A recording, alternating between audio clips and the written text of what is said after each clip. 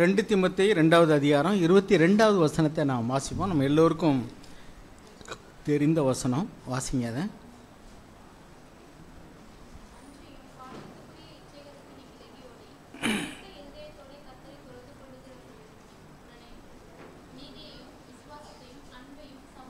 அடையும்படி நாடு.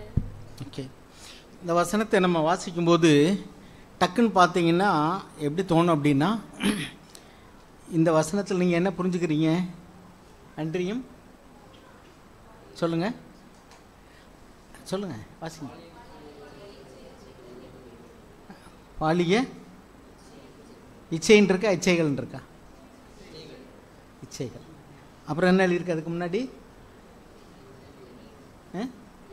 இல்லை அதுக்கு முந்தின வார்த்தையை சொல்லுங்கள். இச்சைகளுக்கு முந்தின வார்த்தை என்னது? பாலியத்துக்குரிய. இங்கிலீஷில் நான் வாசிக்கிறேன். Now flee from youthful lusts. Youthful lusts. லஸ்ட்ஸ்னால் என்னது? இச்சைகள். நம்ம அதை எப்படி வாசிக்கிறோம்னாக்கும் ஃப்ளீ ஃப்ரம் செக்ஸுவல் லஸ்ட் அப்படின்னு வாசிக்கிறோம். அப்படி தானே? பாலியத்துக்குரியன்னா செக்ஸுவல் லஸ்ட். அப்படி இல்லை, அது யூத்ஃபுல் லஸ்ட்ஸ் அப்படின்னா வாலிபத்துக்குரிய. சரியா? யூத்ஃபுல்னா அதானே அர்த்தம். வாலிபத்துக்குரிய இச்சைகளுக்கு. இச்சை மட்டும் கிடையாது. அதனால் அப்போ இச்சைகள்னு பன்மையில் வர்றதுனால அதுக்கு நிறைய காரியங்கள் இருக்குன்னு அர்த்தம். அப்படி தானே? ப்ளூரலில் வந்துச்சுன்னா அதில் ஒன்று கிடையாது, ஒன்றுக்கு மேற்பட்டன்னு அர்த்தம். It includes sexual lost also. சரி, அப்புறம் யூத்ஃபுல் லஸ்ட்டுன்னு போட்டிருக்கோம், செக்ஸுவல் லஸ்ட்டுன்னு போடலை. அப்படின்னு என்ன அர்த்தம்? வாலிப பிராயத்தில் மனிதனுக்குள்ளே வரக்கூடியதான இச்சைகள் அப்படின்னு அர்த்தம். அது இளமையில் ஸ்டார்ட் ஆகுது. இளமைன்னா என்ன அர்த்தம் அப்படின்னாக்கா திருமணம் ஆகாதவங்கன்னு அர்த்தம் கிடையாது. திருமணம் ஆகாதவங்களுக்கு என்ன சொல்லுவோம்? பேச்சுலர்னு சொல்லுவோம், அல்லது அன்மேரிட்னு சொல்லுவோம் இல்லையா? அது வாலிபர்கள் தான். திருமணம் ஆனவர்களும் வாலிபர்கள் இருக்காங்க. திருமணம் ஆகியிருந்தாலுமே அவங்க ஒரு age group. It refers to youthful அப்படின்னா அது ஒரு ஏஜ் குரூப். அப்படின்னா ஒரு இளமை, வாலிப பிராயம். இப்படி தான் நான் அண்டர்ஸ்டாண்ட் பண்ணிக்கிறேன். யூத்ஃபுல் லஸ்ட்ஸ் அப்படின்னா வாலிப பிராயத்தில் மனிதர்களுடைய மனதில் எழும்பக்கூடியதான இச்சைகள். அப்படின்னா ஒன்றுக்கு மேற்பட்ட இச்சைகள் இருக்குது. நீங்களே யோசிச்சு சொல்லுங்களேன் என்னென்னலாம் இருக்குன்ட்டு. செக்ஸுவல் லஸ்ட், அதாவது ஆண்கள் பெண்கள் பால் ஈர்க்கப்படுறதோ, பெண்கள் ஆண்கள் பால் ஈர்க்கப்படுறதோ, அது ஒரு இச்சை தான். அதுக்கு பேர் பாலியல் இச்சை. ஆண் பெண்கள் பாலையும் பெண்பால் ஆண்பால் பால் ஈர்க்கப்படக்கூடியது எனக்கு பாலியல் இச்சைகள். சரி, இது விட்டுருங்க. வேறு என்னென்ன இருக்குங்கிறீங்க? வாலிப பிராயத்தில் எப்படின்னா என்னங்க வருது? ஒரு ஹீரோயிசம். பாருங்கள், ரோட்டில் எல்லோரும் வண்டி ஓட்டு போவான். வாலிப பசங்களை வண்டி ஓட்டினான்னா சரி இப்படி போவான். எல்லோரும் ஒரு நார்மல் ஸ்பீடில் போனாங்கன்னா அவன் சிறுன்னு போவான். ஒரு ஆட்டோவில் ஏறிட்டு போகிற ஆளுகளே ஒரு வண்டியில் ஏறி போவான். ஒரு 2 பேர்னா ஏறி போனோம்னா 3 பேர் 4 பேர் கூட ஏறிட்டு போவான் ஜாலியாக. அதெல்லாம் எப்படின்னா இந்த இளங்கன்று பயமறியாதும்பாங்கல்ல. அதனால் விளைவுகள் என்ன, அதனுடைய பாதிப்புகள் என்னங்கிறதெல்லாம் உணராத ஒரு பருவம். அப்போ ஒரு ஹீரோயிக் டீட்ஸு, ஒரு சாதனை பண்ணணும், ஒரு வித்தியாசமாக ஒன்று பண்ணணும். சில பேர் பார்த்தீங்கன்னா வெளியிலே சொல்ல மாட்டாங்க. என்னென்னா சர்ப்ரைஸாக ஒன்று செஞ்சு நான் ஒரு பெரிய ஆளுன்னு காமிக்கணும். ஸோ இது மாதிரியான ஒரு விபரீதமான எண்ணங்கள் இருக்குது பார்த்தீங்களா? இது அப்பார்ட் ஃப்ரம் செக்ஸுவல் லஸ்ட். ஆண்கள் பெண்கள் பாலையோ அல்லது பெண்கள் ஆண்கள் பேரில் இழுக்கப்படக்கூடியதான இந்த வாலிப பிராயத்தில் அது தோன்றுகிறது. அதனால் அது செக்ஸுவல் லஸ்ட்டை யூத்ஃபுல் லஸ்ட்டுன்னு சொல்கிறோம். ஆனால் வாலிப பிராயத்தில் மற்ற காரியங்களும் தோன்றுகிறது. ஏதாவது ஒன்றை சாதிக்கணும், ஏதாவது ஒன்று வித்தியாசமாக செய்யணும் அப்படின்னு சொல்லிட்டு அவங்க ஒரு பல கற்பனைகளை வளர்த்துக்கிறாங்க. அவங்க என்னென்னாக்கும் தன்னுடைய மனதில் தோன்றுகிறபடி ஒரு வித்தியாசமான ஒரு ஹீரோவை போல் தன்னை காட்டிக்கிறணும். 4 பேர் இருந்தால் அவங்களுக்குள்ள ஒரு தலைவனை போல் காமிச்சுக்கிட ஒரு வித்தியாசமான காரியத்தை செஞ்சு தன்னை காண்பித்துக்கொள்ள விரும்புகிறவர்கள். ஸோ இது மாதிரியான எண்ணங்கள் எல்லாம் desires for honour and recognition. எனக்கு ஒரு அங்கீகாரம் வேணும். பார்த்திங்கன்னா ஒரு குறிப்பிட்ட வயசு வரைக்கும் அப்பா அம்மாவுக்கு அடங்கியிருப்பாங்க. அம்மா சொல்கிறத கேட்பாங்க, அப்பா சொல்கிறத கேட்பாங்க. தெரியலேன்னு அப்பா அம்மாட்ட கேட்டு செய்யணும்னு நினைப்பாங்க. ஒரு குறிப்பிட்ட வயசுக்கு மேலே வந்துச்சுன்னா அப்பா அம்மாவே கேட்டாலும் அவங்க என்ன சொல்லுவாங்க? எனக்கு தெரியும் போங்க. உங்களுக்கு என்ன தெரியும்? கொஞ்சம் அப்பா அம்மாவோட கொஞ்சம் படிச்சுட்டா போதும், கொஞ்சம் வயசு கூடியிருந்தா போதும். என்ன தெரியும்? I know it all. எனக்கு எல்லாம் தெரியும். உங்களுக்கு என்ன தெரியும்? என்ன செய்கிற? அவங்க தெரியாமே கேட்டாலும் தெரிஞ்சவங்க எப்படி பதில் சொல்லணும்? ஒரு பணிவாக பதில் சொல்லணும். அதுதான் ஹானர் யுவர் பேரண்ட்ஸ். அப்படி தான் எழுதியிருக்கு. உன் வாழ்நாள் நீடித்திருப்பதற்கும் உனக்கு நன்மை உண்டாயிருப்பதற்கும் உன் தகப்பனையும் சொல்லுங்கள் சொல்லுங்கள் சொல்லுங்கள் தாயையும் கனம் பண்ணுவாங்க. கீழ்ப்படிவாயான்னு எழுதியிருக்கா, கனம் பண்ணுவாங்க எழுதியிருக்கா? ரெண்டுக்குள்ள வித்தியாசம் தெரியும்ல? நம்ம சர்ச்சில் சின்ன பிள்ளைக்கு மாதிரி சொல்லிக் கொடுத்துருக்கோம். கீழ்ப்படிதல் என்பது அப்பா அம்மா சொல்கிறதுக்கு அப்படியே கீழ்ப்படியாது. அது வந்து திருமணம் ஆகிற வரைக்கும் கீழ்ப்படியணும்.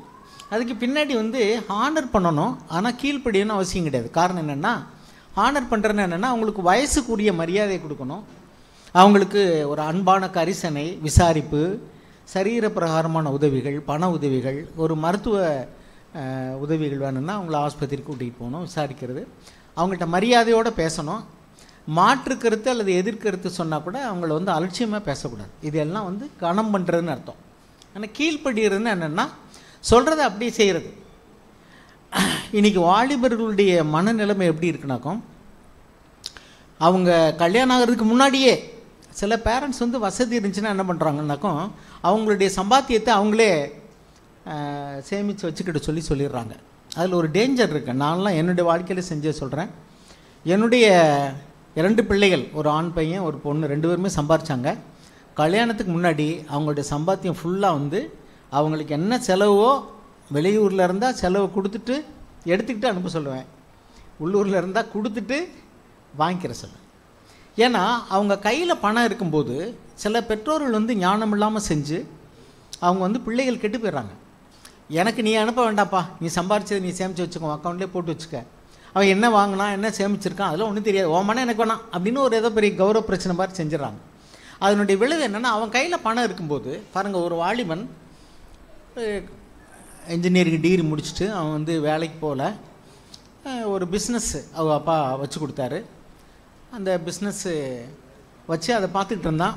இவர் ஒன்றுமே கண்டுக்கல. அவர் ஒரு வில்லேஜில் உள்ள ஒரு ஃபாதரு, அவர் பையனை விட்டுட்டார்.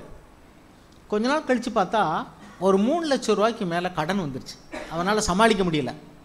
அவன் என்ன பண்ணியிருக்கான்னா, அவன்கிட்ட இருந்த பணத்தில் வந்து அந்த பிஸ்னஸை நல்லா டெவலப் பண்ணலாம். அது ஒன்றும் அழுகி போகிற காய்கறி பிஸ்னஸ் கிடையாது. காய்கறி இந்த மாதிரி பிஸ்னஸ்லாம் பார்த்தீங்கன்னா, ஃபுட்டு இதெல்லாம் பண்ணிங்கன்னா ஒரு டைம் வேஸ்ட் ஆகிடும், விற்கலைன்னா டேமேஜ் ஆகிடும்.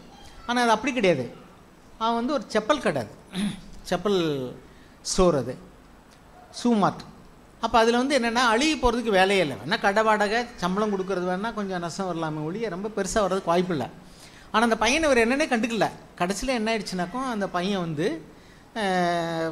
தம்பி ஒருத்தன் வேலை செய்கிறான், அவன்கிட்ட கொஞ்சம் கடன் வாங்கி கொடு, நான் பிஸ்னஸ் போட்டு பரட்டி தந்துடுறேன், அப்பாட்ட சொல்லாத. அவனும் உடந்த அப்பாட்ட சொல்லாமல் கொடுத்துருவான் அப்படின்ட்டு பிஸ்னஸ் பண்ணுறான். அதுக்கடுத்து சொந்தக்காரங்கிட்ட போய் உங்கள் ஜுவல்ஸை கொஞ்சம் கொடுங்க, எனக்கு எதிர்பாராமல் ஒரு செலவு வந்துருச்சு, அதில் பிஸ்னஸ் பண்ண வேண்டியிருக்கு, கொஞ்சம் கொடுங்க அப்படின்னு வாங்கியிருக்கான். கொடுத்துட்டாங்க. கொடுத்தோன்னா அதை அவங்க அப்பா மட்டும் சொல்லலை. ஏன்னா இவன் மேலே உள்ள நம்பிக்கை, அவன் தான் ஒரு பிஸ்னஸ் மேனாக இருக்கான்ல, அவனே சம்பாதிக்கிறான், அவன் கொடுத்துருவான், சொல்லிடாதீங்க சித்தி, சொல்லிடாதீங்க மாமா அப்படின்னா கொடுத்தான். இப்படி வந்து ஒரு 3 lakhsக்கு மேலே கடன் வாங்கிட்டான். யாருக்குமே தெரியாது. கடைசியில் அந்த பையன் வந்து பிஸ்னஸில் நொடித்த பின்னாடி அவனுக்கு எப்படி என்ன பண்ணுறதுன்னு தெரியல. கடைசியில் அவங்க அப்பாவுக்கு நியூஸ் வருது. ஏன்னா கடன்காரங்க கொடுத்தவங்க முதல்ல சொல்லாமல் இருப்பாங்க, அப்புறம் ஒரு குறிப்பிட்ட நாளுக்கு மேலே கொடுக்கலைன்னா ஐயோ பணம் போயிருமேட்டு வந்து சொல்ல வருவாங்க. அப்புறம் ஏன் நீங்கள் கொடுத்தீங்க, என்கிட்ட ஒரு வார்த்தை சொல்லியிருக்கலாமேன்னு சொல்லும்போது அவங்க இல்லை, நான் வந்து சொல்ல வேண்டாம், நானே உங்கள்கிட்ட தந்துறேன்னு சொன்னான், இவ்வளோ நாளாக கொடுக்கல. சரி, அந்த பையனை கூப்பிட்டு அப்பா நீ என்ன பண்ண, இவ்வளோ கடன் வர்ற வரைக்கும் என்ன ஆச்சு அப்படின்னு கேட்டால், ஏதாவது ஸ்டாக் விற்காமல் இருக்குதா, அல்லது உனக்கு வந்து நீ வாங்கிக்கிட்டு பொருளுக்கு காசு கொடுக்காமல் விட்டானா, கலெக்ஷன் எதுவும் பெட்டிங் இருக்கா அப்படிலாம் கேட்டால் எதுவுமே பேச மாட்டேங்க, வாயே திறக்க மாட்டேங்க. அவர் வந்து அவர் எல்டர் ஒரு பிரதர்கிட்ட போய் பிரதர் நீங்கள் கேளுங்கன்னா அங்கேயும் பேசவே மாட்டேங்க. நஷ்டம் வந்துருச்சு, நஷ்டம் வந்துரு. என்னன்னு கேட்டால் அவன் ஃப்ரெண்ட்ஸோடு சேர்ந்து நல்லா சாப்பிட்ருக்கான், அப்புறம் தண்ணி அடிக்க ஆரம்பிச்சிருக்கான், அப்புறம் சிகரெட் குடிக்க ஆரம்பிச்சிருக்கான், எல்லா தப்பும் பண்ணி காசை விட்டுட்டான். இதை எப்படி சொல்ல முடியும்? சொல்ல முடியாது. அப்போ கடைசியில் அவன் கையில் காசு ஃபுல்லாக கொண்டான்னா அவன் இஷ்டத்துக்கு செலவழிச்சிருக்கான். கடைசியில் வந்து அவனால் சமாளிக்க முடியாமல் போகும்போது நியூஸ் வந்து அவங்க அப்பா அம்மாவுக்கு வந்துருச்சு. அப்போ இதெல்லாம் வந்து ஒரு பெருமை, ஒரு வாலிப வயசில் ஒரு பெருமை. அதே மாதிரி தான் அந்த பாலி இச்சையினால் இழுக்கப்படுறது. பார்த்திங்கன்னா ஒரு வாலிப வயசு வரும்போது அந்த அடாலசன் பீரியடும்பாங்க, டீனேஜ், அந்த பீரியடில் வந்து ஏதாவது ஒரு பையனோ அல்லது பொண்ணோ உங்களோட தொடர்பு கொள்கிறாங்க. படிக்கிற இடத்துல அல்லது வேலை செய்கிற இடத்துல அப்படின்னா அவங்க வந்து ஹம்பிளாக இருந்தால் உடனடி என்ன செய்வாங்க, அப்பா அம்மாட்ட வந்து என்ன செய்வாங்க சொல்லுவாங்க, இப்படி ஒரு பையன் என்னை ஃபாலோ பண்ணுறான் அல்லது இப்படி மெசேஜ் அனுப்பிச்சிருக்கான்னா பாருங்கள். எங்கள் சர்ச்சில் ஒரு பொண்ணு, பையன் வந்து அவங்கவுங்களுக்கு ரெண்டுக்கும் அறிவுமே கிடையாது, அப்படி ஹாய்ன்னு மெசேஜ் கொடுத்துருக்கான். ஹச் என்னது ஹாய் ஹாய் அப்படின்னா ரெஸ்பான்ஸ் வருதான்னு பார்க்குறது. அது நேராக போய் அவங்க அம்மாட்ட சொல்லிடுச்சு, என்னம்மா ஒரு நம்பர் இப்படி ஹைன்னு வந்து, அது யாரான்னு பார்த்தா அந்த பையன் யாருன்றது. அவனை ஞானஸ்தானம் எடுக்கல வந்துகிட்டு இருக்கான். கூப்பிட்டா அவன் வந்து இல்லை தெரியாமல் போயிடுச்சு அப்படி இப்படின்னா, நீ தெரியாமல் போச்சோ தெரிஞ்சு போச்சோ இனிமேல் நீ தெரியாமல் போய் ஒளிஞ்சுக்க, சர்ச்சுக்கே வர வேண்டான்னு சொல்லிட்டேன். Don't come to the church அட்டா.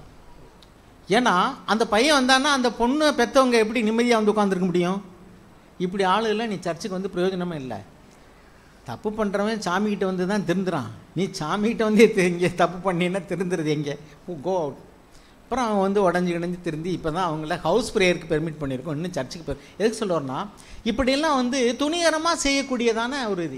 என்ன தைரியம் பாருங்கள், சர்ச்சில் வந்து இருந்துக்கிட்டு சர்ச்சுக்கு வர்ற ஒரு பொண்ணுக்கு ஹாய்ன்னு அனுப்புனா, ஹைங்கிற 2 எழுத்துலேயே கதை முடிஞ்சிச்சு. இப்போ அது சொல்லலைன்னு வச்சுக்கோங்க என்னாகும்.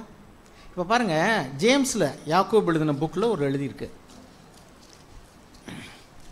இச்சையே நம்ம எல்லாருக்குள்ளும் இருக்குது, ஆனால் அது பாவம் இல்லை. இச்சையானது கர்ப்பம் தரிக்கும் போது தான் பாவம். இங்கே எழுதியிருக்கு பாருங்கள், 1வது அதிகாரம் ஜேம்ஸ் 1:13 வாசிங்க. சோதிக்கப்படுகிற எவனும் நான் தேவனால் சோதிக்கப்படுகிறேன் என்று சொல்லாதிருப்பானாக. தேவன் பொல்லாங்கினால் சோதிக்கப்படுகிறவர் அல்ல, ஒருவனையும் அவர் சோதிக்கிறவரும் அல்ல. அவனவன் தன் தன் சுய இச்சையினாலே இழுக்கப்பட்டு சிக்குண்டு சோதிக்கப்படுகிறான். பாருங்க, இங்கே என்ன எழுதியிருக்கு அப்படின்னா, அவனவன் தன் தன் சொந்த இச்சையினால் இழுப்புண்டு, என்டைஸ்டு, அப்புறம் சிக்குண்டு, அப்புறம் சோதிக்கப்படுகிறான். It is a process. இச்சை என்னது நம்ம எல்லாருக்குள்ளேயுமே இருக்குது. பணத்தை இச்சிக்கக்கூடிய சுபாவம் இருக்குது, அழகை இச்சிக்கக்கூடிய சுபாவம் இருக்குது, அல்லது ஆண் பெண் இப்படி இச்சிக்கக்கூடிய சுபாவம் இருக்குது, அல்லது ஒரு பதவியையோ அல்லது பொருளையோ ஏதோ ஒரு காரியம் அது வந்து நம்ம கொஞ்சம் அட்ராக்டிவாக இருந்தால் அதை நம்ம வாங்கணும் அல்லது அனுபவிக்கணும்னு நினைக்கிறோம். இதுதான் இச்சைன்னு சொல்கிறோம். இது இயல்பாகவே நம்ம எல்லாருக்குள்ளேயும் இருக்குது. ஆனால் இது இச்சையே பாவம் அல்ல. இச்சையானது அது இழுப்புண்டு, அந்த இச்சையினால் ஒருத்தர் இழுக்குது. இந்த இச்சைக்கு விளக்கம் வேணும்னாக்கும் அழகாக எழுதியிருக்கு பாருங்கள். யோபுனுடைய புஸ்தகத்தில் 31வது அதிகாரத்தில், யோபு 31, எப்போ அது வந்து பாவம் அப்படின்னா,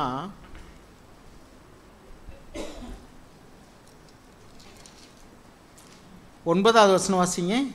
என் மனம் யாதொரு ஸ்திரீயின் மேல் மயங்கி அயலானுடைய வாசலை நான் எட்டி பார்த்ததுண்டானால் அப்பொழுது போதும் பாருங்க. If my heart has been enticed by a woman அப்படின்னா ஒரு மொழிபெயர்ப்பு எழுதியிருக்கு. அதுக்கு மேலே பாருங்க, 7வது வசனத்தில் பாருங்க, 7. என் நடைகள் வழியை விட்டு விலகினதும் என் இருதயம் என் கண்களை பின்தொடர்ந்ததும் ஏதாகிலும் ஒரு மாசு என் கைகளில் ஒட்டி கொண்டதும் உண்டானால் போதும். Or my heart followed my eyes. இச்சையில் எப்படி இழுப்புண்டு சிக்குறோம் அப்படின்னா, my heart follows the eyes அப்படின்னா என் இருதயம் கண்களை பின்தொடர்கிறது அப்படின்னா என்ன அர்த்தம்? கண்ணுனால ஒன்று பார்க்குறோம், அதில் ஒரு ஈர்ப்பு உண்டாது, என் இருதயத்தின் சிந்தனைகள் அதை ஃபாலோ பண்ணுதுன்னு அர்த்தம். கண் என்ன பார்த்துச்சோ அதை இருதயம் ஃபாலோ பண்ணுது.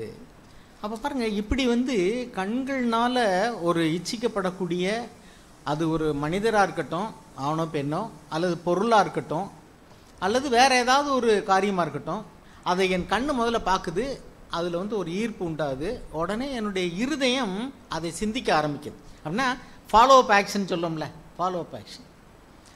இதுதான் கேரிடவே. அப்புறம் சிக்குண்டு. அப்போ அந்த அந்த ஒரு தடவைக்கு 2 தடவை யாரோ ஒரு பையன் அவங்கள பார்த்துட்டு கிராஸ் பண்ணி போகிறான். பெண்ணு என்ன செய்வாங்கன்னு தெரியும், அவன் பார்க்குறான்ல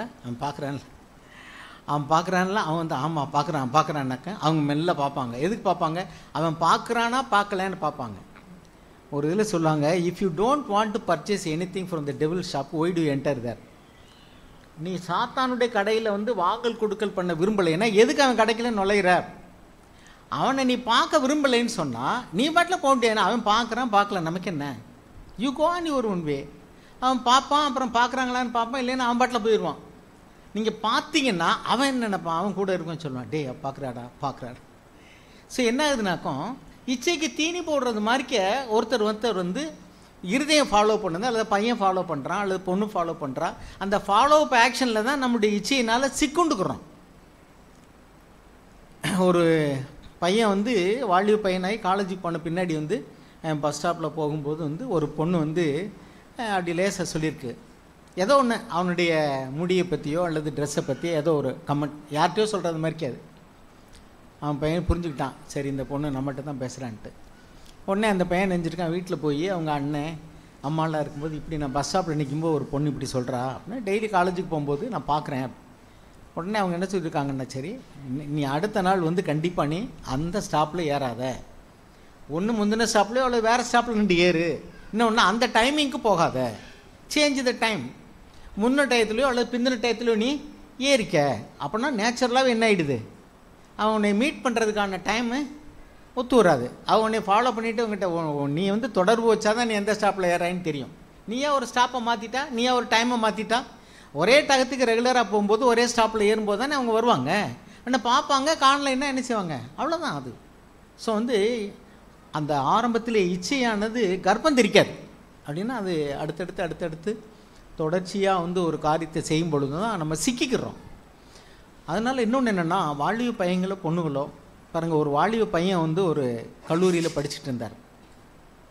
ஒரு பொண்ணு, அந்த பொண்ணு கொஞ்சம் நல்லா படிக்கிற பொண்ணு தான், அந்த பையன் நல்லா படிக்கிற பையன். அந்த பொண்ணு போய் அந்த கிளாஸ் முடித்தோடனே போய் அந்த பையன்கிட்ட ஒரு நோட்டை கொடு, இல்லை இது என்ன இந்த சப்ஜெக்ட் எனக்கு தெரியல இது என்ன அப்படின்னு கேட்டேன். ஒரு தடவை 2 தடவை பார்த்துருக்கான், இவ ஏன் என்கிட்டே வர்றா அப்படின்ட்டு. அந்த பையன் ஒரு நல்ல ஸ்பிரிச்சுவல் மைண்டட் பையன். உடனே என்ன சொல்லியிருக்கான், இங்கே பாரு உங்கள்கிட்ட எத்தனை பேர் இருக்கா, அவள்கிட்ட போய் கேட்க வேண்டியதுதானே, எதுக்கு என்கிட்டே வந்து கேட்குறான், நான் சொல்ல முடியாது போ அப்படின்னு சொல்லி. நீ வருவாளா அந்த பொண்ணு, வரவே மாட்டான். அதே மாதிரி தான் பையன்கள் வந்து ஸ்டார்டிங்லேயே சில பேர் என்ன செய்யறதுனா முதல்ல கொஞ்சம் இடம் கொடுத்துறது, அப்புறம் யாராவது வந்து அப்பாவோ அம்மாவோ யாராவது வந்து கண்டிக்கிறாங்க அல்லது தெரிஞ்சு போச்சுன்னு சொன்னால் அதுக்கப்புறம் வந்து ஸ்டாப் பண்ணுறது. அது வந்து என்னென்னாக்கும் அவங்களாம் ஸ்டாப் பண்ணல, இப்போ அவங்க வந்து விரும்புகிறாங்க, அவங்களுக்குள்ள ஒரு இச்சைக்கு வந்து தீனி போட ஆரம்பிச்சிட்டாங்க. அப்புறம் வந்து அவங்க அம்மா அப்பா சொல்கிறதுக்காக நிறுத்தினா ஒன்று அவங்களுடைய ரெஸ்பான்ஸ் வந்து ரொம்ப வித்தியாசமாக இருக்குது. ஏன்னா முதல்ல நீ வந்து சம்மதிச்சிட்டில்ல, இப்போ ஏன் என்ன பெரிய யோக்கிய மாதிரி போகிற, நேற்று நீ என் கூட பேசல இன்றைக்கி ஏன் பேச மாட்டேங்க அப்படின்னா அல்லது பையனோ அல்லது பொண்ணோ விபரீதமான காரியங்கள்லாம் நடக்குது. இதுதான் சிக்குண்டு சோதிக்கப்படுறது. ஆரம்பத்திலேயே எடுத்த உடனேயே வந்து, ஏன்னா பைபிள் எழுதியிருக்கு, பேதையானது நெடுகு போய் என்ன செய்கிறான், சிக்கிக்கிறான். ஞானவான் ஆபத்தை கண்ட உடனே தூரத்தில் என்ன செஞ்சிடறான், விலகிடுறான். அதனால் உங்களுக்கு சர்ச்சில் நான் வந்து சின்ன பிள்ளைக்கு மாதிரி இப்படி சொல்லிக் கொடுக்குறோம், நீங்கள் விலக விரும்புனீங்கன்னா தேவன் உங்களுக்கு ஞானத்தை தருவார். தூரத்திலே வந்து நீங்கள் அடுத்தவங்களுடைய எக்ஸ்பீரியன்ஸ்லேருந்து நீங்கள் வந்து லேர்ன் பண்ணிக்கலாம், மற்றவங்க சொல்கிறதுலேருந்து மற்றவங்களுடைய வீழ்ச்சியிலேருந்து நீங்கள் ஞானத்தை கற்றுக்கொள்ளலாம். நான் நெடுக போய் இப்படி சிக்கிக்கிறக்கூடாது, அது எனக்கு பாதிப்பை உண்டாக்கும். இவங்க தான் ஞானவான்கள். அவங்களுடைய வாழ்க்கையில் ஏதாவது ஒன்று நடக்குது, ஒரு சிலர் வந்து அவங்க வாழ்க்கையில் இருந்தால் கொஞ்சம் கற்றுக்கிடுவாங்க, ஒரு சிலர் வந்து அடுத்தவங்களுடைய வாழ்க்கையிலிருந்தும் கற்றுக்க மாட்டாங்க, அதாவது கேள்விப்படுற காரியத்திலிருந்தும் கற்றுக்கிட மாட்டாங்க, அல்லது தங்களுடைய வாழ்க்கையிலே ஏதாவது ஒரு காரியத்தில் ஒரு ஃபெயிலியர்னு சொன்னால் அப்பா அம்மா சொன்னது கேட்கல, அல்லது சர்ச்சில் சொன்னது கேட்கல, அல்லது ஆண்டவருடைய வார்த்தைக்கு எனக்கு கீழ்ப்படியலை, அதனால தான் எனக்கு ப்ராப்ளம். அதிலிருந்து you can learn from your own failures. அதுவும் இல்லை அப்படின்னா நெடுக போய் என்ன செய்கிறாங்க, சிக்குண்டு அப்புறம் அவங்களுடைய வாழ்க்கையை பாழாக்கிக்கிறாங்க. நிறைய பேருடைய வாழ்க்கையை வந்து பாழாகிறதுக்கு காரணம் என்னன்னாக்கும், அவங்க வந்து நெடுக இச்சையானது கர்ப்பம் தெரிக்கிறதுக்கு இடம் கொடுத்து அப்புறம் சிக்குண்டு அப்புறம் சோதிக்கப்பட்டு வாழி இச்சையில் விழுந்து போகிறாங்க. அது மாதிரிக்க பணத்தை கையாளுறதுலையும் சரி, அல்லது எதிர்பாலியருடைய பிரச்சனைகளை கையாளுறதுலையும் சரி, இஃப் யூ ஆர் ஹம்பிள், நீங்கள் தாழ்மையாக இருந்தீங்கன்னா you will depend on God first, அப்புறம் காட் கிவன் அத்தாரிட்டி, உங்களுக்கு உங்களுடைய பேரண்ட்ஸு அல்லது காட்லி பிரதர்ஸ் ஆர் சிஸ்டர்ஸ், பிரதர்ஸ்க்கு பிரதர்ஸ்கிட்ட போகலாம், சிஸ்டர்ஸ்கிட்ட போகலாம். இப்போ எனக்கு இது மாதிரியான ப்ராப்ளம் இருக்குன்னு என்ன செய்யலாம், உங்களுடைய நலத்தில் அக்கறை உள்ளவங்ககிட்ட போகணும். எல்லாட்டையும் போய் சொன்னீங்கன்னா அப்படி கண்ணு காது மூக்கு வச்சு அப்படி போயிட்டே இருக்கும். அப்படி சொல்லக்கூடாது. உங்களுக்கு யாருமிட்ட அக்கறை இருக்கும், உங்கள் மேலே நம்பிக்கை உள்ளவங்க, உங்களுடைய நீங்கள் நல்லா இருக்கும்னு நினைக்கிறவங்ககிட்ட சொன்னீங்கன்னா அது வெளியே போகாது. அப்படிப்பட்ட ஆட்கள்கிட்ட சொல்லி உங்களுக்காக ஜெபம் பண்ண சொல்கிறது அல்லது ஆலோசனை கேட்குறது, அப்படி பண்ணணும். அது மாதிரி பிஸ்னஸ்ஸு பார்த்திங்கன்னா சில வாலிபர்கள் நிறைய, நான் இது மாதிரி கேஸ் நிறைய கேள்விப்படுறேன், சொந்த காசில் சம்பாதிக்க ஆரம்பித்த உடனே வந்து அவங்க வந்து ரொம்ப பெரிய அளவில் நான் பிஸ்னஸ் பண்ணி பெரிய ஆள் ஆகணும் அப்படின்னு சொல்லிட்டு சில வேலையை ரிசைன் பண்ணிட்டு வர்றாங்க. நான் நிறைய கேஸ் இது மாதிரி கேள்விப்பட்டேன். நான் இப்போ ஒன்று சொன்னேன், செப்பல் கடையில் வேலை பார்த்து வரேன்னு, கடைசியில் வந்து அவங்க அப்பா வந்து நகையெல்லாம் அடகு வச்சு லோன் வாங்கி மற்றவங்ககிட்ட கடன் கட்டி தீர்த்தார். அதே மாதிரி ஒரு வாலிபர் விவசாய குடும்பத்தில் உள்ளவர் படிச்சுட்டு வந்தார். அவங்க அப்பா அம்மா படிக்காதவங்க, கொஞ்சம் நிலங்கரையெல்லாம் இருக்குது. படிச்சுட்டு வீட்டில் வந்து அந்த தம்பி வேலைக்கு இருக்கும்போது குடும்ப வரவு செலவெல்லாம் அந்த பையன்கிட்ட கொடுத்தாங்க. அந்த பையன் வந்து உழுகுறதுக்கு ஏற்பாடு பண்ணுறது, கருது இருக்கிறதுக்கு ஏற்பாடு பண்ணுறது, விவசாயத்தை பார்க்க அப்படி கொஞ்சம் நல்லா பொறுப்பாக செஞ்சோன்னா அவங்க அப்பா அம்மா வந்து அவர்கிட்ட காசு கொடுத்துட்டு அவங்க செலவுக்கு மட்டும் வாங்கிட்டு தம்பின்னு ரொம்ப நம்பிக்கையாக இருந்தாங்க. அந்த பையன் என்ன பண்ணியிருக்கான்னாக்கா வீட்டு வரவு செலவு எல்லாம் பார்த்து அவனே பொறுப்பாக இருக்கிறான்னு அந்த ஊரில் உள்ளவங்களுக்கும் அவன் மேலே ஒரு நம்பிக்கை. கிராமம்னா எல்லாருக்கும் தெரிஞ்சிடும். ஒரு சமயம் அவங்க சொந்தக்காரங்கிட்டே வந்து கொஞ்சம் கொஞ்சமாக 12 லட்சம் வரைக்கும் கடன் வாங்கிக்கான். 12 lakhs. நல்லா வசதியானவங்க, அவங்க கொடுத்துட்டாங்க. அப்பா அம்மாட்ட கேட்கவே இல்லை. என்ன இப்படி வாங்கிட்டே இருக்கானேன்னு சொல்லிட்டு கொஞ்சமாக சந்தேகம் வராதா? ஒரு வாலிப பையன் எதுக்காக வாங்குறேன்? அவங்க என்ன நினச்சாங்களா, குடும்ப வரவு சொல்லலாம் அவன் தானே பார்க்குறான், ஏதாவது இடங்கிட்ட வாங்கியிருப்பாங்க என்னான்னு கேட்க கொடுத்துட்டே இருந்திருக்காங்க. திரும்பி அவன் கொடுக்கவே இல்லை. ஒரு ஸ்டேஜ் வந்துருச்சு. அது மாதிரிக்கே இன்னும் ஒரு தட்டை வாங்கி 22 lakhs அப்பா அம்மாவுக்கு தெரியாமையே கடன் வாங்கியிருக்கான். 22 lakhs அப்பா அம்மாட்ட தெரியல. திரும்ப கல்யாண பேச்சு நடந்திருக்கு. அப்பவும் வந்து ஊரில் உள்ளவங்க யாரும் அவங்ககிட்ட சொல்லனா அந்தளவுக்கு அவங்கள மேனேஜ் பண்ணிட்டான். ரொம்ப கெட்டிக்காரத்தனமாக வந்து வீட்டுக்கு போகாத அளவுக்கு அப்பா அம்மாட்ட சொல்ல வேண்டாம், நான் தரேன் அப்படின்ட்டு. திருமணமான பின்னாடி அவன் மனைவியினுடைய நகையை கடன் வாங்கியிருக்கான். கொஞ்சம் ஒரு அவசரமாக வந்து இது மாதிரி கொடுக்க வேண்டியிருக்கு, உன் நகையை கொடு, நான் வச்சுட்டு பண்ணுறேன்னு. அந்த பொண்ணு கொடுத்துருச்சு. கல்யாணம் ஆன புதுசில் கணவன் மனைவிக்கு பிரியமாக இருக்குன்னு நினைப்பாங்கல்ல, கொடுத்துருச்சு. அப்புறம் பார்த்தா அந்த நகை திருப்ப வேண்டிய காலம் வரும்போது திருப்பலை. என்னங்க திருப்பாமல் இருக்கீங்க என்னன்னு கேட்டால் சரி. அப்போ தான் அவனுக்கு தெரியுது கடன்காரங்க வீடு தேடி வந்துட்டாங்க. அந்த கல்யாணம் ஆன அந்த பொண்ணு ஒரே பொண்ணு, அவங்க அப்பா அம்மாவும் அதே ஊரில் இருக்காங்க, அவங்களுக்கு நிலம்புலம்லாம் இருக்குது. அந்த வீட்டுக்கு தேடி வந்துட்டாங்க. அவங்க மாமனாருக்கு ஒரே ஷாக் ஆகி போச்சு. உடனே என்ன சொல்லிட்டாருன்னா, நீ எவனாவது கடன்காரன் வீட்டுக்கு தேடி வந்தானா ஒன்றையும் சேர்த்து வெளியே அனுப்பிடுவேன்ட்டார். அப்புறம் தான் விசாரித்து பார்த்தா ஷேர் மார்க்கெட்டில் பணம் போட்டிருக்கான்.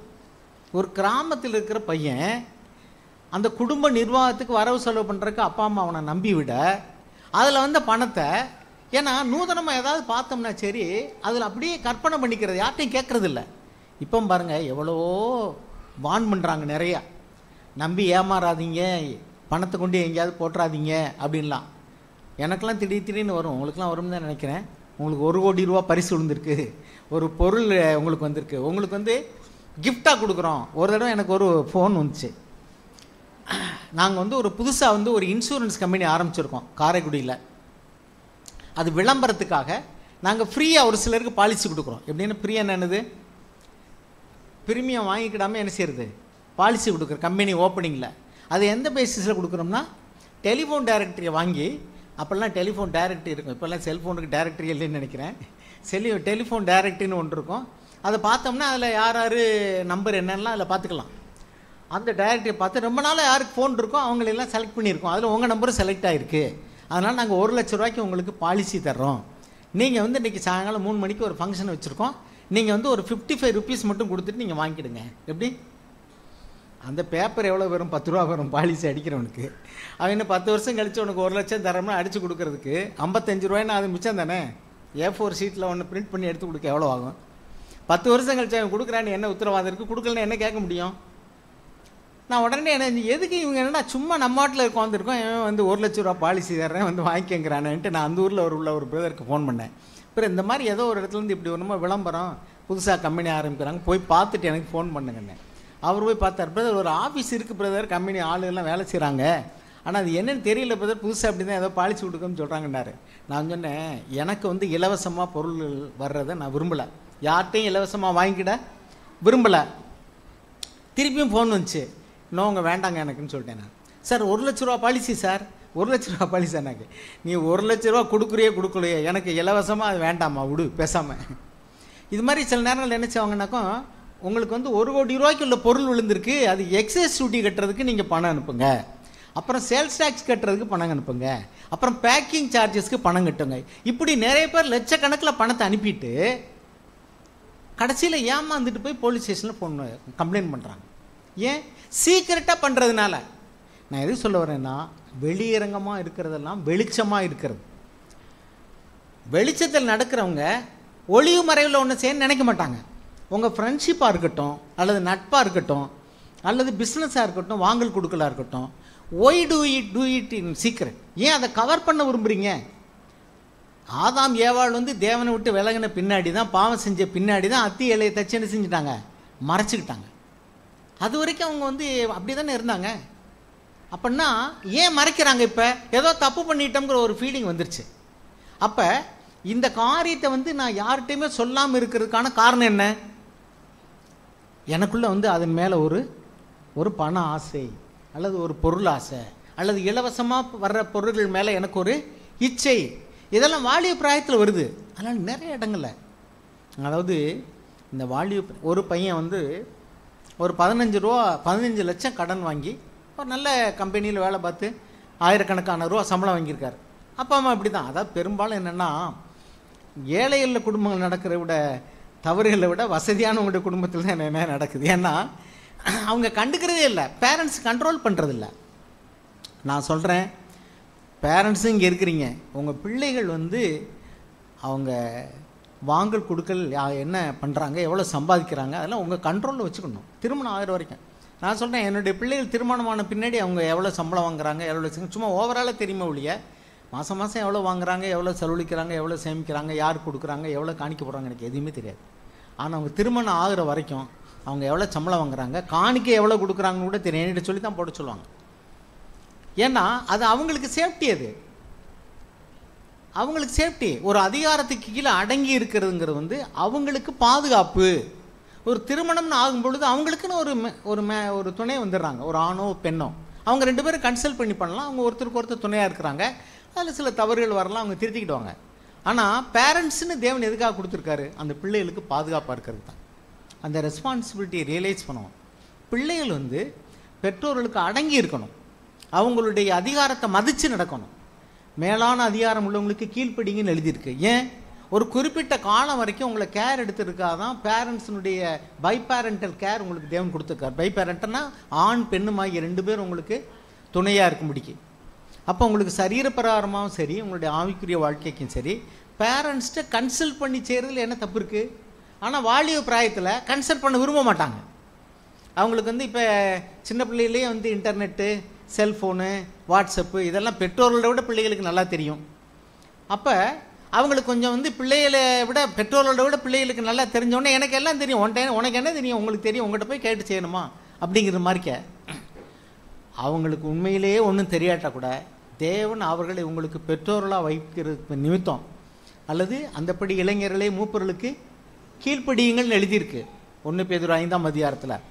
ஸோ மூப்பர்களாக இருக்கிறவர்களுக்கு ஆவிக்குரிய காரியங்களில் நீங்கள் அடங்கி கீழ்ப்படிங்க, ஆலோசனை கேளுங்க, உங்கள் பேரண்ட்ஸுக்கு அடங்கி கீழ்ப்படிங்க. பெருமை உள்ளவர் யாராக இருந்தாலும் தேவன் எதிர்த்து நிற்கிறார். இந்த வாலிப பிராயத்தில் எனக்கு எல்லாம் தெரியுங்கிற எண்ணத்தோடு கூட நீங்கள் எதை செஞ்சாலும் அதுதான் வாலிப பிராயத்தில் உள்ள ஒரு இச்சை. நான் செஞ்சிருவேன். சின்ன பிள்ளைகிட்ட பாருங்கள், ஏதாவது ஒரு விளையாடுவாங்க, அதில் வந்து ஒரு சிக்கல் வந்துடும் வச்சுங்களேன், எனக்கு தெரியலம்பாங்க. நம்ம போய் அதை கொடுத்து செஞ்சு லேசாக காமிச்சோன்னு வச்சுங்களேன், அவங்களுக்கு லேசாக புரிஞ்சோடனே எனக்கு தெரியும்னு பாதிக்கு மேலே நம்மளை செய்ய விட அது பிடிக்கணும். அப்புறம் 2 இதை செஞ்சுட்டு முடியலன்னொன்னே மறுபடியும் எனக்கு தெரியல. இப்படி தான் லேசாக தெரிய ஆரம்பித்தோடனே என்னமோ எக்ஸ்பீரியன்ஸ்டு மாதிரிக்கே நம்ம வந்து செய்யக்கூடாது. பேரண்ட்ஸ்கிட்ட ஓப்பன் மைண்டடாக கன்சல்ட் பண்ணணும். அது என்ன காரியமாக இருந்தாலும் சரி, அவங்கள தேவன் வந்து நமக்கு பாதுகாப்புக்காக கொடுத்துருக்கார். மூப்பர்களை தேவன் பாதுகாப்புக்காக கொடுத்துருக்கார். சபையில் உங்களுக்காக கேர் எடுக்கக்கூடிய சகோதரிகள் இருந்தாங்கன்னா, தாயை போல் அவங்க மேலே அன்பு கூடுறாங்க, புத்தி சொல்கிறாங்கன்னா, அவங்களுடைய ஆலோசனைகளை கேளுங்க. ஆலோசனை இல்லாத இடத்துல தான் ஜனங்கள் சீர்கெட்டு போகிறாங்க. தீர்க்க தரிசனம் இல்லாத இடங்களில் தான் ஜனங்கள் சீர்கெட்டு போகிறாங்க. அதனால் நான் என்ன சொல்லணும்னா, பி ஹம்பிள், தாழ்மையாக இருங்க. இந்த வயசில் வந்து உங்களுக்கு தாழ்மை ரொம்ப அவசியம். பெரியோர்களை கனம் பண்ணுங்கள். உங்களுக்கு மேலே உள்ள ஆவிக்குரிய அதிகாரத்தையும் பெற்றோருடைய அதிகாரத்தையும் கனம் பண்ணுங்கள். சீக்கிரட்டாக உங்கள் வயசில் உள்ளவங்களோடவே நீங்கள் ஐக்கியம் வச்சுக்கணும்னு நினைக்க வேண்டாம். சாலமோன் வந்து அவனுடைய புத்திரர்கள், அவனுடைய வாரிசில் வந்து பிள்ளைகள், ரெகோபயாம்னு நினைக்கிறேன் இல்லை, அவன் வந்து என்னென்னாக்கும் தன் வயசில் உள்ளவங்களுடைய ஆலோசனை கேட்பான், மூப்பருடைய வயசில் மூத்தவங்களுடைய ஆலோசனை கேட்க மாட்டான். அதனுடைய விளைவு என்னென்னாக்கும், அவனுக்கு கீழே 12 கோத்திரத்துக்கு தலைவனாக இருந்தவன் எல்லாம் கிழிஞ்சிட்டு இவனுக்கு அவனுக்கு நம்ம என்னடா சம்மந்தம் 10 கோத்திரம் பிரிஞ்சு போயிடுச்சு. சமஸ்த இஸ்ரவேலி மேலே ராஜா இருந்தவன் அந்த உடன் இருந்தவர்களுடைய ஆலோசனையை கேட்டபடினால மோசம் போனான். பாருங்கள், அப்சலோம் அப்படின்னு ஒருத்தன், அந்த தாமாருடைய அண்ணன் பேர் என்ன, அப்சலோம் தானே, அப்சலோம்.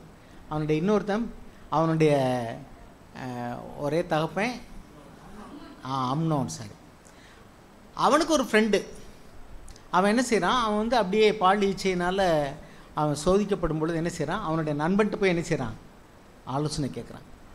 அவன் என்ன சொல்கிறான், நீ இப்படி நடிடா, அவளை வர சொல்கிறா, உனக்கு அவங்க அப்பாட்ட சொல்லி அவள் வந்து எனக்கு பலகாரம் செஞ்சு கொடுக்கணும்னு சொல்லுடா. எப்படி ஆலோசனை பாருங்கள். நீங்கள் ஏதாவது ஒரு காரியத்தில் சோதிக்கப்படும் போது உங்கள் வயசில் உள்ள வாலிப பையன்கிட்டயோ பொண்ணுகிட்டயோ போய் யோசனை கேட்டிங்கன்னா அவங்க உலக பிரகாரமான யோசனையை தான் சொல்லுவாங்க. அது கேட்டுக்கு ஏதுவான யோசனை. நீங்கள் ஞானவான்களிடத்தில் போகாமல் உங்கள் வயசில் உள்ளவங்ககிட்ட போனீங்கன்னா அவங்க வந்து சிக்கலாக்கிக்கிறீங்க பிரச்சனையை. நான் ஒரு காரியம் சொல்கிறேன் பாருங்கள். ஒரு இடத்துல வந்து ஒரு பையன் ஒரு பொண்ணு அவங்க யதார்த்தமாக வந்து ஏதோ வர்ற இடத்துல பழகிட்டாங்க. அந்த பொண்ணோட அப்பா அவர் ஒரு போலீஸ்காரர், அவரும் கூட கேர்லெஸ்ஸாக என்ன பண்ணிட்டாருனாக்கும் அந்த பையன் பொண்ணு பேசுகிறாங்க பழகிறனா அது ஒரு சீரியஸாக எடுத்துக்கல. ஒரு ஸ்டேஜ் வந்துச்சு, என்ன ஆயிடுச்சுன்னா அவங்க 2 பேரும் திருமணம் பண்ணிக்கிறன்னு முடிவு பண்ணிட்டாங்க. அப்போ அந்த பொண்ணு சொல்லியிருக்கு, நீங்கள் வந்து எங்கள் அப்பாட்ட பொண்ணு கேளுங்க, எனக்கு தருவார், நீங்கள் செஞ்சுக்கலாம் அப்படின்னு சொல்லியிருக்கு. உடனே முறைப்படி போய் இவங்க அப்பா அம்மாவை கூட்டிகிட்டு போய் அவங்க அப்பா அம்மாட்ட போய் உங்கள் பொண்ணை வந்து என் பையனுக்கு கல்யாணம் பண்ணிக்கிறோம், நீங்கள் வந்து செஞ்சு விடுங்கன்னு கேட்டிருக்காங்க. அந்த பொண்ணுடைய வீட்டில் மற்ற சொந்தக்காரங்களாம் இருக்காங்கல்ல, அவங்க யாருக்குமே சம்மந்தம் இல்லை. யாரா நீங்கள் வந்து பொண்ணு கேட்டு கேட்டிங்கன்னு அடித்து விரட்டாத குறையாக சத்தம் போட்டு அனுப்பிச்சி விட்டாங்க. அனுப்பிச்சி விட்டுன்னு வந்தாச்சு. இந்த பொண்ணை இங்கே போனோன்னே ஒன்றுமே தெரியாத மாதிரிக்கு அது வீட்டுக்குள்ளே இருந்துக்கிடுச்சு. இந்த பையன் வந்து எல்லாம் சுற்றி பார்த்துட்டு அவங்க வீட்டில் எல்லாம் இப்படி பண்ணோன்னே வந்துட்டான். திருப்பி வந்த உடனே வந்து சொல்லியிருக்கான். அவங்க அப்பா வந்து அதை ஒன்றும் சீரியஸ் ஆகிடுங்கன்னா அவருக்கு 2 தாரம், முதல் தாரத்து பிள்ளை. அடுத்தாப்புல என்ன பண்ணிட்டாங்கன்னா அந்த பொண்ணு இவங்க போய் ஒரு தெரிஞ்சவங்ககிட்ட யாரோ வக்கீல் போல இருக்க யோசனை கேட்டிருக்காங்க. என்ன யோசனை கேட்டிருக்காங்கன்னாக்கா, இந்த பொண்ணை வந்து பொண்ணு பையன் விரும்புகிறோம், நாங்கள் கல்யாணம் பண்ணிக்கிற விரும்புகிறோம், ஆனால் அப்பா அம்மா வந்து எங்கள் வீட்டில் சம்மதம், அவங்க வீட்டில் சம்மதிக்க மாட்டேங்கிறாங்க, இப்போ என்ன பண்ணலாம் அப்படின்னு சொன்னோன்னா வேறு இடத்துல கல்யாணம் வைக்கணும்னு நினைக்கிறாங்க, எனக்கு இஷ்டம் இல்லை. சரி ஓகே, அப்போ என்ன பண்ணலாம், ஒரு ஐடியா கொடுத்துருக்காங்க. நீங்கள் 2 பேரும் போய் ஒரு நோட்ரி பப்ளிக்கிட்ட போய் திருமணம் ஆனது மாதிரிக்கு நீங்கள் வந்து ஒரு சர்டிஃபிகேட் வாங்கி நீங்கள் 2 பேருக்கு திருமணம் ஆகிருச்சுன்னு சொல்லி அவங்களுக்கு ஒரு தபால் போட்டு விட்ரு. அதுக்கப்புறம் அவங்க வந்து உன்னை மறுக்கவே முடியாது, எப்படியும் கல்யாணம் பண்ணி வச்சுருவாங்க அப்படின்னு சொல்லியிருக்காங்க. அதே மாதிரி ஒரு நோட்ரி பப்ளிக்கிட்ட போய் ரூபா எடுத்தால் எந்த கையெழுத்து போகிறதுக்கு ஆள் இருக்கான். இப்போ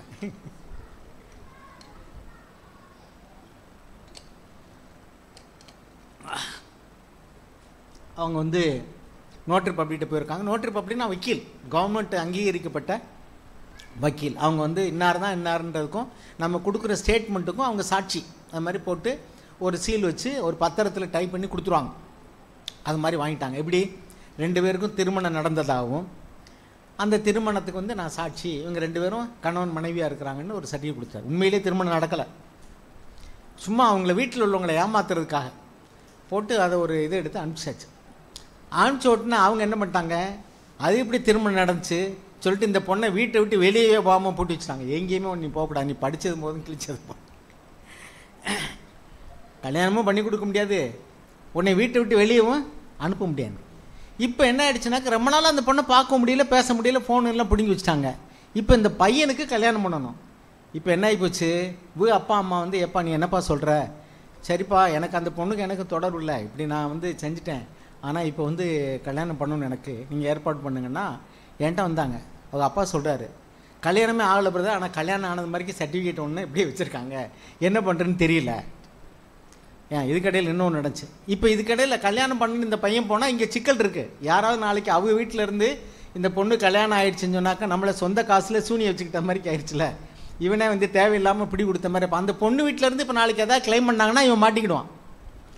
அதனால என்னடா பண்ணுறேன்னு சொன்னோன்னா ஒரு வக்கீல்கிட்ட போயிருக்காங்க. அந்த வக்கீல் என்ன சொல்லியிருக்காங்கன்னா, நீ வந்து ஒரு டைவர்ஸ் நோட்டீஸ் கொடு, எனக்கு நீ காசு கொடுத்தா நானே உனக்கு நோட்டீஸ் அனுப்பிச்சிடுறேன். ஸோ அவங்க வந்து எப்படி ரெஸ்பாண்ட் பண்ணி தான் ஆகணும், இல்லைன்னா என்னாகும், அண்ணன் போஸ்ட்டை 3 வாய்தாவுக்கு ஆஜராலைன்னா எக்ஸ்பார்ட்டியாக உனக்கு தீர்ப்பு முடிஞ்சிடும், அப்புறம் நீ போய் கல்யாணம் பண்ணிக்கலாம் அப்படின்னு சொல்லிட்டாங்க. இவன் அதே மாதிரிக்கு போய் வக்கீல் போய் கோர்ட்டில் நோட்டீஸ் கொடுத்துருக்கான். அங்கே உள்ளவங்க சுதாரிச்சிட்டாங்க. திருமணம் ஆயிடுச்சுன்னு சொல்லிட்டு இல்லை, திருமணம் ஆனதுக்கான ரெக்கார்டை கொடு. எங்கே ரெக்கார்டு இருக்குது, ஒன்றுமே இல்லை. ஏதோ ஒரு ஆர்சி கோயிலில் வந்து கல்யாணம் பண்ணது மாதிரி போட்டிருக்காங்க. ஆர்சி கோயிலில் கல்யாணம் ஆனால் இங்கே ரெஜிஸ்டர் பண்ணியிருப்பாங்களா, அந்த சர்டிஃபிகேட் கொடு. சிக்கலாக போச்சு. இப்போ அவங்க வக்கீல் அளவில் இருந்தது கோர்ட்டுக்கு போய் கோர்ட்டில் வேறு டைவர்ஸ் நோட்டீஸ் கொடுத்து ரொம்ப ப்ராப்ளம் ஆகி போச்சு. இப்போ என்ன பண்ணுறதுன்னு தெரியாமல் இடியாப்ப சிக்கல்மாங்கல்ல, அதாவது லேசான சிக்கல் எடுக்கிறதுக்கு பதிலாக இடியாப்ப சிக்கலாக்கி என்ன பண்ணுறதுன்னு தெரியாமல் கடைசியில் என்கிட்ட வந்தாங்க. அந்த பையனை கல்யாணம் பண்ணிக்கிறதுக்கு அவங்க சொந்தக்கார பொண்ணு ஒன்று ரெடி பண்ணிட்டாங்க. இதுக்கு இடையில அந்த பையனும் அந்த பொண்ணும் ரட்சிக்கப்பட்ட நிலைமையில் ஞானசானம் எடுத்திருக்காங்க. இந்த பையன் ஒரு இதில் ஞானசானம் எடுத்திருக்கான், அந்த பொண்ணு ஒரு இதில் இந்த பொண்ணு. இப்போ அந்த பொண்ணுக்கு அவனுக்கு எந்த தொடர்பும் கிடையாது, சும்மா பார்த்து பேசினதான். அது இவ்வளோ பெரிய சிக்கலாகி போச்சு. கடைசியில் என்னன்னா டைவர்ஸ் நோட்டீஸ் கொடுத்து அதுக்கு வந்து இப்படி இழுவையில் இருக்குது. அங்கேயும் கோர்ட்டில் முடியிற மாதிரிக்கு இல்லை. இப்போ என்ன பண்ணுறதுன்னு தெரியல. கடைசியில் வந்து நேர்மையாக போய் கொஞ்சம் ஒரு இறக்கமுள்ள ஒரு வக்கீலோ ஜட்ஜுக்கிட்டே போய் சொல்லியிருக்காங்க, உண்மையிலே கல்யாணம் நடக்கலை, நாங்கள் இப்படி பண்ணினோம், அதனால் இப்படி சிக்கல் ஆகிட்டோம்னு சொல்லிட்டு அப்புறம் அவங்க ஒரு யோசனை சொல்லி அதன்படி வந்து நீங்கள் உண்மையை எழுதுங்க, கல்யாணமே ஆகலை, நாங்கள் இப்படி ஏமாத்துறக்கா இப்படி செஞ்சோம், தவறு நடந்த உண்மை, நான் டைவர்ஸ் நோட்டீஸ் கொடுத்தேன் தப்பு, அதனால் வந்து எனக்கு வந்து அதை வந்து கேன்சல் பண்ணி கொடுக்கணும் அப்படின்னு சொல்லிட்டு அப்புறம் அவங்க ஒரு ஜட்ஜ்மெண்ட் ஒரு ஆர்டர் மாதிரி போட்டு வந்து இது வந்து அவராகவே வந்து ஒரு டைவர்ஸ் நோட்டீஸ் கொடுத்ததை வித்ட்ரா பண்ணிவிட்டு கேன்சல் பண்ணி எல்லாத்தையும் கொடுத்துட்டாங்க. அதுக்கப்புறம் வந்து விஷயத்தை எல்லாம் சொல்லி இன்னொரு பொண்ணை கல்யாணம் பண்ணி வச்சு. எதுக்கு சொல்ல வரேன்னா, இதே வந்து ஞானமாக முதல்லையே வந்து கொஞ்சம் ஒரு ஞானவான்கிட்ட போயிருந்தா அல்லது பெரியவங்கிட்ட போயிருந்தா பிரச்சனை எப்படி தீர்ந்திருக்கும்? அவங்க வயசில் உள்ளவங்ககிட்ட போனால் மேலும் சிக்கலாயிடுச்சு பிரச்சனை. அதனால் என்ன சொல்கிறேன்னா, உங்களுக்கு ஏதாவது ஒரு தப்பே பண்ணி நீங்கள் மாட்டிக்கிட்டாலும் ஞானமாக உள்ள பெரியவங்ககிட்ட அல்லது உங்கள் பெற்றோர்கிட்ட சொல்லி ஞானமாக பிரச்சனையை தீர்க்கணுமே தவிர உங்கள் வயசில் உள்ளவங்ககிட்டே போய் யோசனை கேட்டு அப்படி பண்ணுறா இப்படி பண்ணுறான்னு அவன் ஹீரோயிசமாக சொல்லி கொடுத்து இப்போ பையன் பொண்ணும் சரி பிஸ்னஸும் சரி எதுவானாலும் சரி சிக்கலாக்கிக்கிட்டாங்க. தாழ்மையாக இருங்க, சிக்கிக்கிடாதீங்க முதல்ல. அப்படியே வந்து ஏதாவது தவறுதலை சிக்கிட்டாலும் நேர்மையாக போய் அதை ஞானவான்கிட்ட சொல்லி அல்லது பெரியவங்ககிட்ட ஆலோசனை கேட்டு தீர்த்துக்கிடுங்க. இல்லைன்னா நீங்கள் சிக்குண்டு சோதிக்கப்பட்டு உங்கள் வாழ்க்கையை பாழாக்கிடாங்க. அதனால் ஒரு ஞானவானாக இருந்தால் ஆண் பெண் வந்து எவ்வளோ தூரம் இடைவெளி விட்டு பழகணுமோ அவ்வளோ தூரம் பழகணும். கண்களை பார்த்து பேசாதீங்க. ஏன்னா எவ்வளோக்களவு நெருக்கமாக வர்றோமோ அவளுக்கு எவ்வளோக்களவு நீங்கள் வந்து அண்ணன் தம்பி முறையாக இருந்தாலும் சரி அக்கா தங்கச்சி முறைமையாக இருந்தாலும் சரி தாமாருடைய காரியங்கள்லாம் பைபிளில் எதுக்காக எழுதியிருக்கு அப்சலோமுடைய சங்கதி தங்கச்சி குறித்து. ஏன்னா நம்ம போன்றவங்களுக்கு ஒரு வார்னிங்காக தான் எழுதியிருக்கு, இப்படிலாம் நடக்க முடியும். இப்போ பாருங்கள் நிறைய செய்தியெல்லாம் பேப்பரில் பார்க்குறோம். பணத்தை கொடுத்து ஏமாறுறது, தொழிலில் ஏமாறுறது, அல்லது ஆண்கள் பெண்கள் ஒருத்தர் நம்பி ஏமாறுறது, இதெல்லாம் நிறைய காரியங்களை பைபிள்லேயும் இருந்து வாசிக்கிறோம், நம்ம மீட்டிங்லையும் கேட்குறோம். ஆனாலும் கூட நாம் வந்து ரகசியமாக வச்சுக்கிட்டு காரியத்தை மனசுலேயே வச்சுக்கிட்டு இருந்தோம்னாக்கும் அது பின்னாடி பெரிய பிரச்சனைகளை கொண்டு வரும். அதனால் நான் என்ன சொல்லணுன்னாக்கும் எவ்வளவு தூரம் வந்து நீங்கள் ஆபத்துக்கு விலக முடியுமோ விலகிருங்க. நீங்கள் முதலாவது தேவனுடைய ராஜ்யத்தையும் நீதியும் தேடுனா ஏற்ற வேலையில் எல்லா காரியங்களையும் தேவன் அதன் காரியத்தில் நேர்த்தியாக செய்வார். இன்றைக்கி பாருங்கள், சபையில் உள்ள ஆண்கள் பெண்கள்கிட்ட நிறைய பேர்கிட்ட நான் பார்க்கக்கூடிய இன்னொரு தப்பு என்னென்னா, there is a form of godliness, தேவ பக்தியினுடைய வேஷம் இருக்குது, ஆனால் உண்மையான ஆத்ம ரட்சிப்பு இல்லை. 2 தீமோத்தேயு 3 பார்க்குறோம், மனிதர்கள் வந்து கடைசி காலத்தில் எப்படி இருப்பாங்கன்னா தற்பிரியராக இருப்பாங்க, பணப்பிரியராக இருப்பாங்க, சுகபோக பிரியராக இருப்பாங்க, தேவ பிரியராக இருக்கிறது இல்லை. இதில் நிறைய காரியம் எழுதியிருக்காரு. நீங்கள் அடிக்கடி இந்த வசனத்தை கேட்டிருப்பீங்க. 2 தீமோத்தேயு 3 1 5 வரைக்கும் பார்த்தீங்கன்னா கிறிஸ்தவர்களே இப்படி இருப்பாங்க. மேலும் கடைசி நாட்களில் கொடிய காலங்கள் வருமென்று அறிவாயாக. எப்படியெனில் மனுஷர்கள் தற்பிரியராயும் பணப்பிரியராயும் வீம்புக்காரராயும் அகந்தையுள்ளவர்களாயும் தூசிக்கிறவர்களாயும் தாய் தகப்பன்மாருக்கு கீழ்ப்படியாதவர்களாயும் நன்றி அறியாதவர்களாயும் பரிசுத்தம் இல்லாதவர்களாயும் சுபாவ அன்பில்லாதவர்களாயும் இணங்காதவர்களாயும் அவதூறு செய்கிறவர்களாயும் இச்சையடக்கம் இல்லாதவர்களாயும் கொடுமையுள்ளவர்களாயும் நல்லோரை பகைக்கிறவர்களாயும் துரோகிகளாயும் துணிகரம் உள்ளவர்களாயும் இருமாப்புள்ளவர்களாயும் தேவ பிரியராய் இராமல் சுகபோக பிரியராயும் தேவ பக்தியின் வேஷத்தை தரித்து அதன் பலனை மறுதலிக்கிறவர்களாயும் இருப்பார்கள். போதும். இன்னைக்கு பாருங்கள், சபைக்கு வர்றவங்க நிறைய பேர் அந்த தோற்றம், தேவ பக்தியினுடைய தோற்றம் இருக்குது. வேஷம்னா என்ன அர்த்தம்னாக்கா, நாங்கள் பைபிளை தூக்கிட்டு சர்ச்சுக்கு வர்றோம், ஞாயிற்றுக்கிழமை சர்ச்சுக்கு வர்றோம். ஒரு சர்ச்சில் வந்து ஒரு பொண்ணு சனிக்கிழமை வந்துடுமா, நைட் அங்கே தங்கியிருந்து கூட்ட பெருக்க சிஸ்டர்ஸோடு தான் பெருக்க வேலை பார்க்க. அந்த பிரதருக்கு நான் ஃபோன் பண்ணி, பிரதர் அந்த சிஸ்டரை ஒரு பையனுக்கு வந்து ப்ரொப்போஸ் பண்ணலாம் நினைக்கிறேன், அவங்க எப்படி, அந்த எல்டர் சொல்கிறார், brother very good girl brother, சர்ச்சில் அவ்வளவு ஈடுபாடாக இருப்பா, நாளே வந்துடுவா, இப்படி வேலை செய்வா இப்படி வேலை செய்வான்னாரு. அப்படியா அப்படின்னு சொன்னேன். ஒரு வாரம் கழிச்சு என்னடானா, அந்த பொண்ணு வந்து வேலை பார்க்குற இடத்துல ஒரு அவிசுவாசியை கூட்டிகிட்டு ஓடி போயிடுச்சு. அதாவது அவங்க நடவடிக்கையினால் மூப்பர்களை ஏமாற்றிட்டாங்க, தேவ பக்தி உள்ளவங்களா. தோற்றத்தில் வெளிப்படையாக பாருங்கள், மூப்பர்கள்னால் என்ன ரொம்ப பெரிய கடவுள் கிடையாது, அவங்கள ஏமாத்துறது ஈஸி. சர்ச்சில் வந்து நல்லா ஓடி ஆடி வேலை செய்கிறாங்க, சொல்கிறதெல்லாம் கீழ்ப்படுகிறாங்க, தாங்களாகவே வந்து ரொம்ப வேலை செய்கிறாங்கன்னு சொன்னால் என்ன தெரியும்? அவங்க வந்து நல்ல சர்டிஃபிகேட் கொடுத்துருவாங்க, ஜெபம் பண்ணுறாங்க, சர்ச்சுக்கு வர்றாங்க. ஆனால் அதனுடைய விளைவுகள் என்னென்னா, அவங்க உள்ளுக்குள்ளேயே வந்து உள்ளே வந்து நல்லா இல்லை, வெளியில் வந்து ஒரு தோற்றம். மனுஷன் வந்து வெளியரங்கத்தை தான் பார்க்குறான், தேவன் இருதயத்தை பார்க்குறார். அதனால் அவங்களுடைய இருதயத்தில் தேவன் இல்லை, தேவ பக்தியோ தேவ பயமோ இல்லை. ஆனால் வெளியரங்கமான வாழ்க்கையில் அவங்க வந்து என்ன செய்கிறாங்கன்னாக்கும் தேவ பக்தி உள்ளவங்கள போல் நடிக்கிறாங்க. அவங்க மூப்பருடைய சாட்சியை பெற முடியும், அவங்களும் சர்டிஃபிகேட் கொடுக்க முடியும். ஆனால் உள்ளே இருக்கிறதான இச்சைகள் அவங்கள மேற்கொள்ளும்போது ஒரு நாள் அது வெளியரங்கமாகும். ஸோ வெளியரங்கமாகாத எந்த காரியமும் இல்லை, எந்த ரகசியமாக இருந்தாலும் அது வெளியரங்கமாகிடும் ஒரு நாள். அப்போ நம்ம எல்லாருக்கும் முன்னாடி வந்து we have to cut a sorry face, ரொம்ப ஒரு துக்க முகத்தோடு கூட போக வேண்டியிருக்கும். அதனால் நாம் வெளிச்சத்தில் வாழ்ந்தோம்னா, வெளியரங்கமாக வாழ்ந்தோம்னா நம்ம எதுக்கு பயப்பட வேண்டியதே இல்லை. ஆனால் நம்ம இப்போ மறைச்சி செஞ்சோம். ஏன் இதை மறைக்கிறோம்? Why do we hide it? ஏதாவது ஒரு காரியத்தை நான் வெளியரங்கமாக செய்ய முடியலைன்னா, நீங்கள் யாருக்காவது ஃபோன் பேசுகிறீங்க, யாராவது உங்களை வந்து தெரியாமல் அழைச்சிட்டாங்கன்னா, நீங்கள் வந்து அவங்கள வந்து தொடர்பு வச்சுக்கிட்ட விரும்பலைன்னு சொன்னால் பிளாக் பண்ணிடுங்க, அல்லது உங்கள் அப்பா அம்மாட்ட சொல்லுங்கள், அல்லது செல்லை மாற்றுங்க. நீங்கள் அவங்களோட வந்து தொடர்பு வச்சுக்கிட்ட விரும்பலைன்னு சொன்னால் சீக்கிரட்டாக என்ன செய்கிறது? வெளியில் தொடர்பு வச்சுக்கிற விரும்பாத மாதிரி காமிச்சிட்டு உள்ளுக்குள்ள வந்து சீக்கிரட்டாக வந்து அப்படியே கொஞ்சம் அசை போடுறது. இன்னும் கொஞ்சம் பேச மாட்டாங்களா, இன்னும் கொஞ்சம் வந்து அவங்க இன்னொருட கால் பண்ண மாட்டாங்களா? நான் என்ன சொல்கிறேன்னா, இந்த ரகசியமாக நம்முடைய இருதயம் வந்து அந்த இச்சையை பின்தொடர்ந்து போகும்போது தான் பாவம் கர்ப்பம் தெரிக்குது. அப்போ ரகசியமாக இல்லாமல் எல்லாரும் வெளியரங்கமாக இருந்தீங்கன்னு சொன்னால் நீங்கள் வெளிச்சத்தில் நடந்துகிட்டு இருப்பீங்க, நீங்கள் பின்னாடி துக்கப்பட வேண்டிய அவசியமே இல்லை. நிறைய காரியங்களை வாலிப பிராயத்தில் உள்ள ஆண்கள் பெண்களை பற்றிலாம் கேள்விப்படும்போது, சில காரியங்களை சிக்கலில் மாட்டிக்கிடும்போது ரொம்ப கஷ்டமாக இருக்குது. இவ்வளோ தூரம் சகோதரர்கள் ஆலோசனை சொல்லி, இவ்வளோ வார்த்தைகளை கேட்டு, எவ்வளவோ தேவ பக்தி உள்ள ஒரு வாழ்க்கை வாழ்கிறதுக்கான சந்தர்ப்பங்கள் இருந்தோம், ஏன் இவங்க இப்படி போகிறாங்க? ரகசியமாக ஒன்று பார்க்குறது, ரகசியமாக பேசுகிறது, அவங்க வந்து மறைச்சி வச்சுக்கிறது, வெளியரங்கமாக இருக்கிறது இல்லை, அப்பா அம்மா கிட்ட சொல்கிறது இல்லை, அவைக்குரிய சகோதரர்கிட்ட கன்சல்ட் பண்ணுறதில்ல. அப்போ பேதை நெடுக போய் சிக்கி கொள்ளுகிறான். நீதிமொழிகள் ஒரு வசனம் இருக்குது, அதாவது ஐயோ என் போதகருடைய சொல்லை நான் கேளாமல் போனானே. வாசிங்க, நீதிமொழிகள் 5வது அதிகாரமா?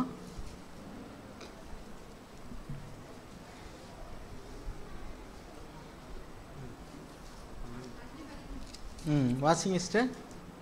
I have not listened to the voice. வாசிங்க. 5:12. ஐயோ போதகத்தை நான் வெறுத்தேனே, கடிந்து கொள்ளுதலே என் மனம் அலட்சியம் பண்ணினது. என் போதகரின் சொல்லை நான் கேளாமலும் எனக்கு உபதேசம் பண்ணினவர்களுக்கு என் செவியை சாயாமலும் போனேனே. சபைக்குள்ளும் சங்கத்துக்குள்ளும் கொஞ்சங்குறைய எல்லா தீமைக்கும் உள்ளானேனே என்று முறையிடுவாய். அப்படி முறையிட்டு என்ன பிரயோஜனம்? பின்னாடி முறையிட்டு ஒன்றும் ஆக போகிறதில்ல. அதனால 23வது வசனம் 4:23 வாசிங்க. எல்லா காவலோடும் உன் இருதயத்தை காத்துக்கொள், அதனிடத்து நின்று ஜீவ ஊற்று புறப்படும். 25வது வசனம். உன் கண்கள் நேராய் நோக்க கடவது, உன் கண்ணிமைகள் உனக்கு முன்னே செவ்வையாய் பார்க்க கடவது. உன் கால் நடையை சீர்தூக்கி பார், உன் வழிகள் எல்லாம் நிலைவரப்பட்டிருப்பதாக. வலப்புறமாவது இடப்புறமாவது சாயாதே, உன் காலை தீமைக்கு விலக்குவாயாக. 5வது அதிகாரம் 3வது வசனம். பரஸ்திரீயின் உதடுகள் தேன் கூடு போல் ஒழுகும், அவள் வாய் எண்ணெயிலும் மிருதுவாயிருக்கும். அவள் செய்கையின் முடிவோ எட்டியை போல கசக்கும், இருபுறமும் கருக்குள்ள பட்டயம் போல் கூர்மையுமாயிருக்கிறது. போதும். அதாவது கள்ள தண்ணீர் திருட்டு தண்ணீர் தித்திக்குங்கிற மாதிரிக்க, யாராவது திருட்டுத்தனமாக பேசினா, திருட்டுத்தனமாக பார்த்தா, அல்லது மற்றவங்களுக்கு தெரியாமல் ஒரு தொடர்பு ஒரு பழக்கம் ஏற்பட்டுச்சுன்னா அது ஒரு தித்திக்கிறது போல் இருக்கும். ஆனால் முடிவில் வந்து அது எட்டியை போல் கசக்கும்.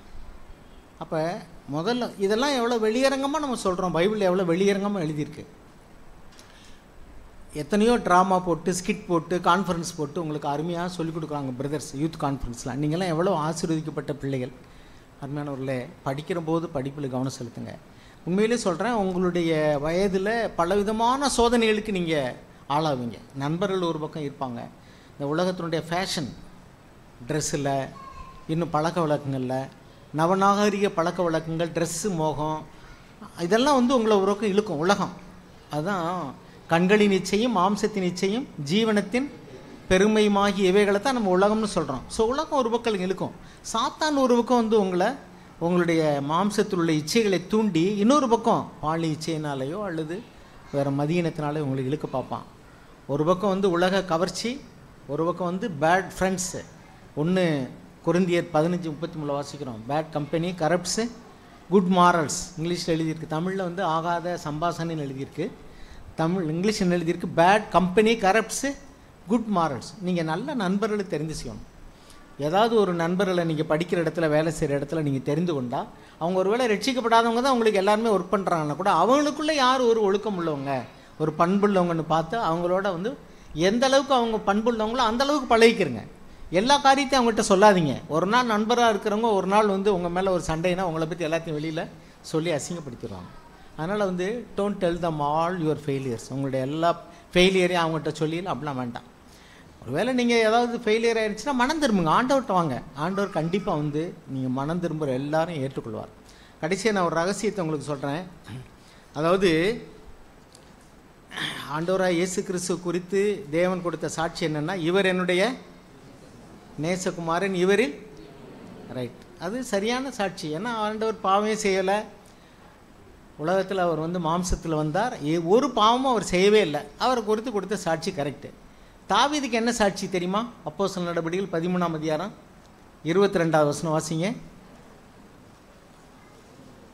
பின்பு அவர் அவனை தள்ளி தாவீதை அவர்களுக்கு ராஜாவாக ஏற்படுத்தி, ஈசாயின் குமாரனாகிய தாவீதை என் இருதயத்துக்கு ஏற்றவனாக கண்டேன், எனக்கு சுத்தமானவைகளை எல்லாம் அவன் செய்வான் என்று அவனை குறித்து சாட்சியும் கொடுத்தார். போதும். தாவீதுக்கு இவர் எனக்கு இருதயத்திற்கு ஏற்ற மனுஷன். இது எப்படி? இயேசுவை குறித்து சொன்ன சாட்சி கரெக்ட், அவர் பாவமே செய்யலை சொல்லிட்டாரு. ஆனால் தாவீது இஸ் த ஒஸ்ட் சின்னர். சங்கீதம் 51 என்ன வாசிக்கிறோம் பாருங்க. Is an adulterer, is a murderer, is a liar. அவர் பொய் சொல்லி ஏமாத்துனதுனால அங்கே ஒரு அகிமெலேக்குங்கிற ஒரு ஆசாரியன்னு அவனை சேர்ந்த 85 பேரையும் சவுல் கொன்னுட்டான். அந்த சவுலுக்கு தப்பி ஓடும்போது அவன் போய் ஒரு அந்த ஆசாரியன்ட்ட போய், உங்கள்கிட்ட என்ன இருக்குது சாப்பிட்றதுக்கு கொடுங்கன்னா, தேவ சமூகத்தை அப்பங்களை கொடுத்தார். என்ன நீங்கள் தனியாக வந்திருக்கீங்க, ராஜாவுடைய மருமகனாச்சே, தளபதியாச்சே, நீங்கள் என்ன இப்படி வந்திருக்கீங்க அப்படி சொல்லும்போது, இல்லை என்னை ஒரு அவசர காரியமாக ராஜா அனுப்புனார், அதனால் நான் வாள் பட்டம் எதுவுமே எடுத்துகிட்டு வராமல் வந்துட்டேன். அதனால் வந்து ஏதாவது இருக்கா, இங்கே இந்த கோலியாத்தினுடைய வாள் இருக்குது, அதை கூட்டு கொண்டா போதும் எனக்கு. பொய் சொல்லிட்டான். ராஜா அவனை அனுப்பலை, பயந்து ஓடியாரான். கடைசியில் அவனுக்கு பட்டயத்தை நீ எப்படி கொடுத்தா, எப்படி அவனுக்கு சாப்பாடு கொடுத்தாடான்னு சொல்லிட்டு, நீ உடந்தையா இருந்தியான்னு சொல்லிட்டு அங்கேருந்து ஒருத்தன் போய் சொல்ல, ராஜா அவனையும் அவனை சேர்ந்த 85 பேரையும் கொண்டுட்டான். இது பழைய ஏற்பாட்டில் வாசிக்கிறோம். அப்போ பொய்யன், இஸ் அ லையர். அப்புறம் உரியாவையும் கொன்று, அதாவது உத்தமமான ஒரு பேர்ச்சவன். உங்களுக்கு தெரியும், அதனால் நான் திரும்ப வாசிக்கல, இதெல்லாம் உங்களுக்கு தெரியும்ல. உரியாவை வந்து வீட்டுக்கு போனால் கூட போகல. அவன் ராஜாவுக்கு அங்கே யுத்தம் நடந்துக்கிட்டு இருக்கு, நான் போய் வீட்டில் சந்தோஷமாக இருக்கிறதா நான் மாட்டேன்னு சொல்லிட்டான். அப்படிப்பட்ட ஒரு உத்தமமான போர் வீரன். அவனை வந்து அவன் கையிலே நிறுவ எழுதி கொடுக்குறாரு. எப்படி? இவன் போர் மும்முரமாக நடத்தக்கூடிய இடத்துல இவனை நிறுத்தி அவங்கெல்லாம் வேகமாக அவனை அடிக்க வரும்போது நீங்கள் விட்டுட்டு திரும்பிடுங்கடான்னு. அவனை என்ன அர்த்தம்? அவனை கொன்றுங்க. அதாவது அவனா யுத்தத்தில் செத்து போயிட்டது போல, murder by the hands of the enemies. எதிரியினுடைய கையில் பயன்படுத்தி தன் சொந்த விசுவாசமுள்ள ஒரு போர் வீரனை கொள்ளுகிறான். எதற்காக? அவனுடைய மனைவியை அபகரித்து கொள்வதற்காக. ஒரு தப்பை மறைக்கிறதுக்கு, அவன் ஏற்கனவே ஒழுக்கக்கடாய் நடந்து அந்த தப்பை மறைப்பதற்காக அவன் வந்து அவனுடைய புருஷனை கொன்று அவளை தனக்கு மனைவியாக்கி இத்தனை அக்கிரமத்தை செய்தான். அவனை போய் தேவன் என்ன சொல்கிறார்? ஆண்டவர் சாட்சி கொடுக்க, என்னது? இவன் என் இருதயத்திற்கு ஏற்ற மனிதன். எப்படி அது? இந்த தாவீதை போல பாவம் யாராவது நீங்கள் இங்கே இருக்கும்போது செஞ்சுருப்பீங்களா? விபச்சாரம், கொலை, பொய், ஏமாற்று வேலை, நடிப்பு, பைத்தியக்கார மாதிரி நடிக்கிறான். இவ்வளவு செஞ்ச ஒரு மனுஷனை தேவன் ஏன் அப்படி சொன்னார் அப்படின்னா, அவன் பழைய ஏற்பாட்டின் காலத்தில் வாழ்ந்த மனுஷன். புதிய ஏற்பாட்டினுடைய பரிசுத்தாயம் அவனுக்கு இல்லை, அதே மாதிரிக்கு இந்த பிரமாணங்களும் அவனுக்கு கிடையாது. ஆனாலும் கூட அவன் தவறை சுட்டி காட்டின பொழுது நேர்மையாக ஒத்துக்கொண்டு அறிக்கையிட்டான்.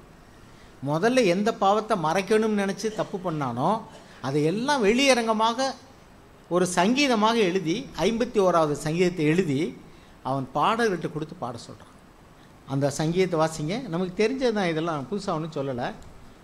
அப்போ என்னென்னா, தன் பாவங்களை மறைக்கிறவன் வாழ்வடைய மாட்டான், அதை அறிக்கை செய்து விட்டு விடுகிறவனோ இரக்கம் பெறுவான். ஒருவேளை நம்ம வந்து தப்பே செஞ்சுட்டா கூட மறைக்கன்னு நினச்சா வாழ்வடைய முடியாது. ஆனால் அதை நேர்மையாக அறிக்கையிட்டோம்னு சொன்னால் கண்டிப்பாக தேவனிடத்தில் இரக்கம் பெற முடியும். அதுதான் நம்முடைய ஆண்டவர் பாவிகளை ரட்சிக்கிறதுக்காகவே வந்தார். வாசிங்க 51. தேவனே, உமது கிருபையின்படி எனக்கு இரங்கும். உமது மிகுந்த இரக்கங்களின்படி என் மீறுதல்கள் நீங்க என்னை சுத்திகரியும். என் அக்கிரமம் நீங்க என்னை முற்றிலும் கழுவி என் பாவமர என்னை சுத்திகரியும். என் மீறுதல்களை நான் அறிந்திருக்கிறேன். என் பாவம் எப்பொழுதும் எனக்கு முன்பாக நிற்கிறது. 7வது வசனம் வாசிங்க. 3லேருந்து வாசிங்க. 3 4 வாசிங்க. 4. தேவரீர் ஒருவருக்கே விரோதமாக நான் பாவம் செய்து உமது கண்களுக்கு முன்பாக பொல்லாங்கானதை நடப்பித்தேன். நீர் பேசும்போது உம்முடைய நீதி விளங்கவும், நீர் நியாயந்திருக்கும் போது உம்முடைய பரிசுத்தம் விளங்கவும் இதை அறிக்கையிடுகிறேன். இதோ நான் துர்க்குணத்தில் உருவானேன். என் தாய் என்னை பாவத்தில் கற்பந்தரித்தால், இதோ உள்ளத்தில் உண்மை இருக்க விரும்புகிறீர். அந்த கரணத்தில் ஞானத்தை எனக்கு தெரியப்படுத்து. அந்த கரணத்தில் அப்படின்னா ஹிடன் பார்ட், மறைவாக இருக்கக்கூடிய என்னுடைய இருதயத்தில் ஞானத்தை எனக்கு வெளிப்படுத்தின. அது என்ன ஞானம்? You desire truth in the innermost being. என் உள்ளான இருதயத்துக்குள்ள நீர் உண்மையை விரும்புகிறீர். நேர்மையாக அது எவ்வளோ பெரிய பாவமாக இருந்தாலும் நீங்கள் அறிக்கையிட்டீங்கன்னு சொன்னால், no sin is too great that it cannot be forgiven by the blood of Jesus. இயேசு கிறிஸ்துனுடைய ரத்தத்தினால கழுவப்பட முடியாத பெரிய பாவம் ஒன்றுமே இல்லை. அப்போ அவன் நேர்மையாக அவன் உணர்ந்த அறிக்கை, முதல்ல பாவத்தை மறைக்க விரும்புகிறான். அதனால தான் ஒன்றுக்கு மேலே ஒன்று அது கடையில் கொலை வரைக்கும் போய் நின்றுச்சு. ஆனால் அதுக்கு பின்னாடி அவன் யுத்தத்துக்கு போக வேண்டிய நேரத்தில் யுத்தத்துக்கு போகல. சோம்பேறித்தனம் தான் அவன் இந்த பாவத்துக்கு உள்ளாக்கிச்சு. பாருங்கள், வாலிபல் செய்யக்கூடிய இன்னொரு இது என்னென்னா தூக்கம். இந்த காலத்தில் செல்ஃபோன் புதுசான செல்ஃபோனில் வாங்கணும், புதுசான பைக்குகளை வாங்கணும். இதெல்லாம் வாலிபத்தில் உள்ள இச்சைகள். நம்ம கரெக்ட். ஒரு பையன் கொஞ்சம் சம்பாதிக்க ஆரம்பிச்சானாலே அவனுக்கு அப்பாச்சி பைக்கா, எங்கள் ஊரில் அப்புச்சின்னு தான் கேள்விப்பட்டிருக்கோம். இப்போ தான் அப்பாச்சின்னு. Apache bike. அந்த பைக்கை எங்கள் ஊரில் ஒரு பையன் வேலைக்கு போனான். அவன் இப்படி ஒரு பெரிய பைக்கை கேட்டான். அந்த பைக்கை விழுந்தால் தூக்க முடியாது அவனால். ஆள் சின்ன ஆள் இல்லைன்னா தான் இருப்பான். நான் கேட்டேன், ஏப்பா இந்த பைக்கை விழுந்தா அவனால் தூக்க முடியுமா? கோயம்புத்தூர்லேருந்து ஓட்டிகிட்டு வருவான். எனக்கு இப்போ நீங்கள் ஒரு கோயம்புத்தூர்லேருந்து ஓட்டி ஒரு இடையில விழுந்தீங்கன்னா உன்னை தூக்கி விடுறதுக்கு ஆள் இருக்குமா? இந்த பைக்கு மேலே விழுந்தா நீ அங்கேயே போயிடுவீங்க அப்படின்னா அவனுக்கு ஒரு ஆசை. இதுதான் இந்த வாலிபத்தினுடைய இச்சைங்கிறது. அவன் ஓட்டுறான், நானும் ஓட்டணும். அவன் மாதிரி ட்ரெஸ் பண்ணணும். அடுத்தவனை பார்த்து அவன் மாதிரி நான். அதே மாதிரி பெண்கள், ஒரு பெண் காலேஜிலேருந்து ஒரு நல்ல படிக்க போகிறேன், வெளியூருக்கு போச்சு. அவங்க அம்மா எனக்கு ஃபோன் பண்ணுறாங்க, பிரதர் லெக்கின்ஸாக போடணுங்கிறா, பிரதர் நகத்துக்கெல்லாம் பாலிஷ் போடணுங்கிறா அப்படின்னு நிறைய இது இப்படிலாம் சொல்கிறா. இப்படிலாம் நம்ம செய்யலாமா? அந்த பொண்ணுகிட்ட கேட்டால் அது பாவமா அங்கிள்? பாவமான்னு கேட்டால் கடைசியில் பாவமே பாவம்லேன்னு ஆகி போயிடும். ஆனால் இது தேவனுக்கு பிரியமான்னு கேளுங்க. ஆண்டவர் அப்படி தான் வாழ்ந்தார். எப்பொழுதும் அவர் நமக்கு பிரியமானதே செய்கிறபடினால் தேவன் என்னை தனியே இருக்க விடவில்லை. ஸோ நான் என்ன சொல்ல விரும்புன்னா, தாவீது மிகப்பெரிய பாவத்தை செய்தான். அந்த அளவுக்கு நீங்கள் யாரும் பாவம் செஞ்சுருக்க மாட்டீங்க. ஆனால் அவன் அதை அறிக்கையிட்டான். அவர்கிட்ட நாத்தான்வேல் அறிவிக்கும் பொழுது அதை ஏற்றுக்கொண்டான். நான் தான் அந்த மனுஷன், நான் பாவம் செஞ்சுட்டேன்னு சொன்னான். அப்போ தேவன் எதை விரும்புகிறாருன்னா, இருதயத்தில் உண்மை இருக்க விரும்புகிறீர். அந்த சீக்கிரட்டை நான் கற்றுக்கொண்டேன். நான் எவ்வளோ பெரிய பாவம் செஞ்சாலும் சரி, நேர்மையாய் ஒத்துக்கொண்டு நான் மனம் திரும்பும் பொழுது தேவன் மன்னிக்கிறார். அப்போ எபேசியரில் 2 பார்த்தீங்கன்னாக்கும் 6வது வசனம் 8வது வசனம் 10ஆம் வசனம்லாம் தேவன் நம்மளை ரட்சிக்கும் போது பார்த்தீங்கன்னா நாம் தேவனற்றவர்களாக இருந்தோம், துரோகிகளாக இருந்தோம், பாவிகளாக இருந்தோம். இயேசு கிறிஸ்து நமக்காக மன்னித்து ரட்சித்தார். இப்போ நாம் அதை விட எவ்வளவோ நாம் இப்போ மனம் திரும்பி இருக்கிறோம், பாவம் செய்யாது வாழணும்னு விரும்புகிறோம். இப்போ நீங்கள் பாவம் செஞ்சீங்கன்னா தேவன் மன்னிப்பாரா மன்னிக்க மாட்டாரா? மன்னிப்பார். ஆனால் நம்ம பாவத்தை மறைக்கக்கூடாது. தேவன் நம்மகிட்ட எதிர்பார்க்குறது இதுதான். அவர் எதிர்பார்க்குறதெல்லாம் இருதயத்தில் நீர் உண்மை இருக்க விரும்புகிறீர், அந்தரங்கத்தில் உண்மை இருக்க விரும்புகிறீர். You desire truthfulness in inner part. மறைவான என் இருதயத்தில் உண்மையை நேர்மையை விரும்புகிறீர். அப்போ தன் பாவைகளை மறைக்கிறவனுக்கு வாழ்வே கிடையாது. அதை அறிக்கை செய்து விட்டால் இறக்கம் பெறுவான். தாவீது அறிக்கை செய்தான், தேவன் அவனுக்கு இறங்கினார். அவன் அறிக்கை செஞ்ச உடனே உன் பாவம் நீங்கும்படிக்கு தேவன் செஞ்சார்னு சொல்லி. அப்போ இப்போ என்ன சாட்சியை பெற்றான்? உங்கள் பாவங்க மன்னிக்கப்படும் பொழுது you are justified by the blood of Jesus. இயேசு கிறிஸ்துனுடைய ரத்தத்தினால நீங்கள் நீதிமான்களாக்கப்பட்டீர்கள். அப்போ நமக்கு தேவன் மன்னிக்கிறார். அதனால் நீங்கள் எவ்வளவு பெரிய பாவத்தில் விழுந்திருந்தாலும் பரவாயில்ல, நம்பிக்கையோடு மனம் திரும்புங்க. தேவன் வந்து நம்மளை ரட்சிக்க வந்தார் ஒழிய நம்மளை நியாயம் தீர்க்க வரல. திரும்ப திரும்ப மறுபடியும் பாவத்தில் போய் சிக்கலில் மாட்டிக்கிடாதீங்க. தவறான நபர்கள்ட்ட போய் ஆலோசனை கேட்காதீங்க. உலக நண்பர்கள்ட்ட போய் நீங்கள் பேசாதீங்க. உண்மையுள்ள தேவ பக்தியுள்ள பிள்ளைகள்ட்ட அல்லது உங்கள் பெற்றோர்கள்ட்ட நீங்கள் போய் பேசுங்க. எந்த காரியத்தில் தப்பு பண்ணிட்டாலும் நான் தப்பு பண்ணிட்டேன் சாரின்னு சொல்லுங்கள். அதிலேருந்து மனம் திரும்புங்க. கண்டிப்பாக தேவன் உங்களுக்கு உதவி செய்வார். மேலும் மேலும் பிரச்சனைகளை சிக்கலாக்கிக்கிட்டு உலகத்தார் சொல்கிற யோசனைகளை கேட்டு நான் சொன்னது மாதிரி இடியாப்ப சிக்கல் ஆக்கிக்கிட்டாங்க. அப்புறம் அதை எடுக்கிறது கஷ்டம். ஆரம்பத்திலே நீங்கள் வந்து அந்த காரியத்தை வந்து சொன்னால் ஈஸி, இல்லைன்னா கொஞ்சம் கஷ்டமாயிடும் இல்லையா?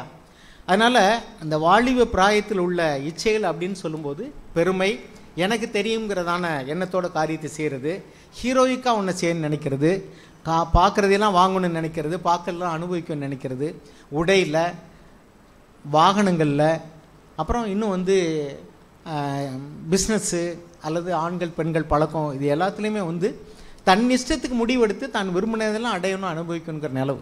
அதனால் இப்போ என்னென்னா வாலிபர் மத்தியில் ஒரு தேவ பக்தியின் வேஷம் இருக்குது. பைபிள் எடுத்துகிட்டு சர்ச்சுக்கு வர்றாங்க, வசனத்தை கேட்குறாங்க, எல்லாம் பண்ணுறாங்க, நிறைய வசனம் தெரியும். ஆனால் உள்ளான இருதயத்தில் நேர்மையும் உண்மையும் தேவனுக்கு பயப்படக்கூடிய பயமும் இல்லை. நீங்கள் உண்மையாக தேவனுக்கு பயந்தீங்கன்னா உங்கள் பாவம் எவ்வளோ பெருசாக இருந்தாலும் தேவன் மன்னிப்பார். நம்பிக்கையோடு ஆண்டவர்கிட்ட வாங்க. நம்பிக்கையோடு உங்களுக்கு நம்பிக்கைக்குரியவர்கள்ட்ட வந்து நீங்கள் சர்ச்சில் தான் உங்களுடைய பெஸ்ட் ஃப்ரெண்ட்ஸ் இருக்கணும். உலகத்தில் பெஸ்ட் ஃப்ரெண்ட்ஸ் இருக்கக்கூடாது.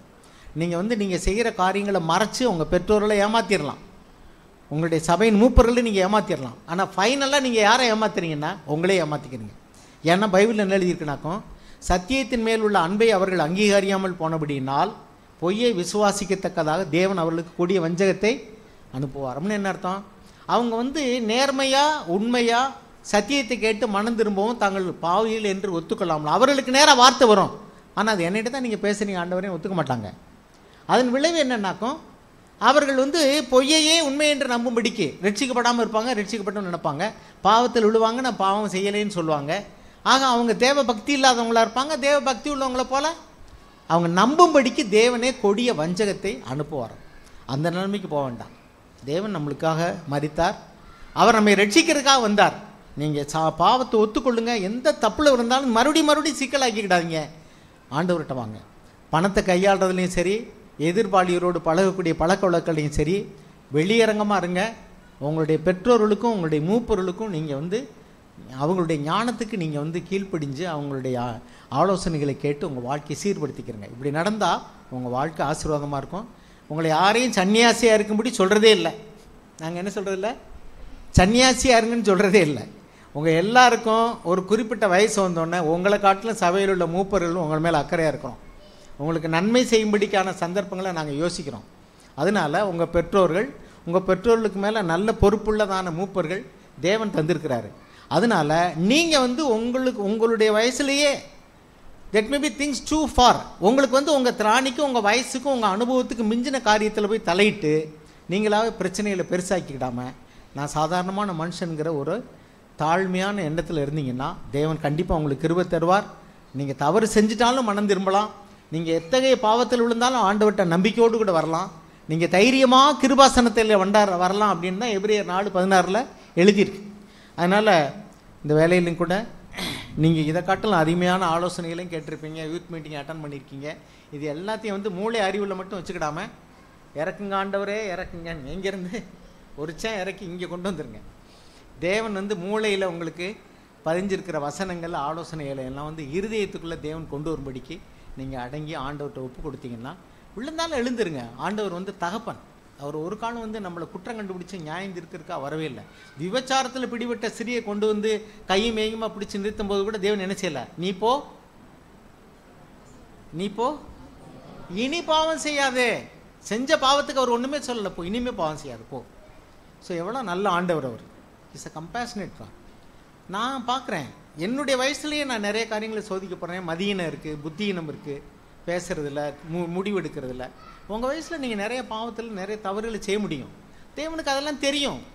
ஒரு பிள்ளையை நடக்க வைக்கும்போது அது விழுகும்னு பெற்றோர்களுக்கு தெரியும். அதனால் வந்து நீங்கள் விழுந்துட்டீங்கன்னாக்கும் ஐயோ நான் தான் தப்பு பண்ணிட்டேன்னு நினைக்காதீங்க. எல்லாருமே நிறைய காரியங்களை தவறி தான் அந்திரிச்சிருக்கோம். ஆனால் மறைச்சிங்கன்னாக்கும் வாழ்விட முடியாது. பி ஓப்பனாக வெளிச்சத்தில் நடக்கிறவங்க வெளியரங்கமாக நடப்பாங்க. ஓகே, ஜெபம் பண்ணி முடிச்சலாம். இரக்கமுள்ள எங்கள் நல்ல பிதாவே, எங்கள் வாலிப பிள்ளைகள் தம்பிமார்கள் ஆண்டவரே மிகவும் இக்கட்டான காலகட்டத்தில் வாழ்கிறாங்க. சோஷியல் மீடியா, இன்டர்நெட்டு, இன்னும் நண்பர்கள், பழக்க வழக்கங்கள் எல்லாமே ஆண்டவரே அவர்களை அதிகம் பாதிக்கக்கூடியதான சூழ்நிலையில் அவர்கள் வாழ்கிறார்கள். எங்கும் பாவம் நிறைந்திருக்கிறது ஆண்டவரே. வஞ்சகம், சூது, பாவம், பாலி இச்சையில் விழுந்து போகிறதான சந்தர்ப்பங்கள் அதிகமாக இருக்குது. அவர்கள் அதிகம் சோதிக்கப்படக்கூடிய ஒரு வயசில் இருக்கிறாங்க ஆண்டவரே. பெருமையில் விழுந்து மோசம் போய் விடாதபடிக்கு மனத்தாழ்மையாக இருக்க, பாலி இச்சைகளை ஜெயிக்க, பிசாசின் கண்ணியில் விழுந்து போகாதபடிக்கு நீர் சொல்லுகிற நல்ல ஆலோசனைகளை எல்லாம் பொக்கிஷமாக ஏற்றுக்கொண்ட ஆண்டவரே, நல்ல ஆவிக்குரிய மூப்பர்களுக்கும் பெற்றோர்களுக்கும் அடங்கி இருந்த ஆண்டவரே, தங்கள் எதிர்காலத்துக்கு ஆண்டவரே நல்ல ஆசீர்வாதமான நன்மைகளை குவித்துக்கொள்ள உதவி செய்யப்பா. பிசாசானவன் அவருடைய இருதயத்தை குருடாக்கி விடாதபடிக்கு அவர் ஞான கண்களை, விசுவாச கண்களை திறந்துருளுங்க. நீ ஒரு அன்புள்ள தகப்பனாக இருந்து அந்த பிள்ளைகளுக்கு கரம் பிடித்து நடத்துகிற கர்த்தர். நீர் மன்னிக்கிறவர், நீர் நேசிக்கிறவர், நீர் இறங்குகிறவர், நீர் பாவிகளை நேசிக்கிறீர். எனவே அவர் ஒரு காலம் இருதயத்தை கடினப்படுத்தாமல் எத்தகைய பாவத்தில் விழுந்தாலும் உடனுக்குடன் மனம் திரும்ப ஆண்டவரே மன்னிப்பு பெற எல்லா அவர்களுடைய பலகீனத்தையும் தாங்கி நீங்கள் வழி நடத்த வேணுமாய் நாங்கள் ஜெபிக்கிறோம். இயேசுவின் நாமத்தில் பிதாவே, ஆமென். God bless you all. Thank you.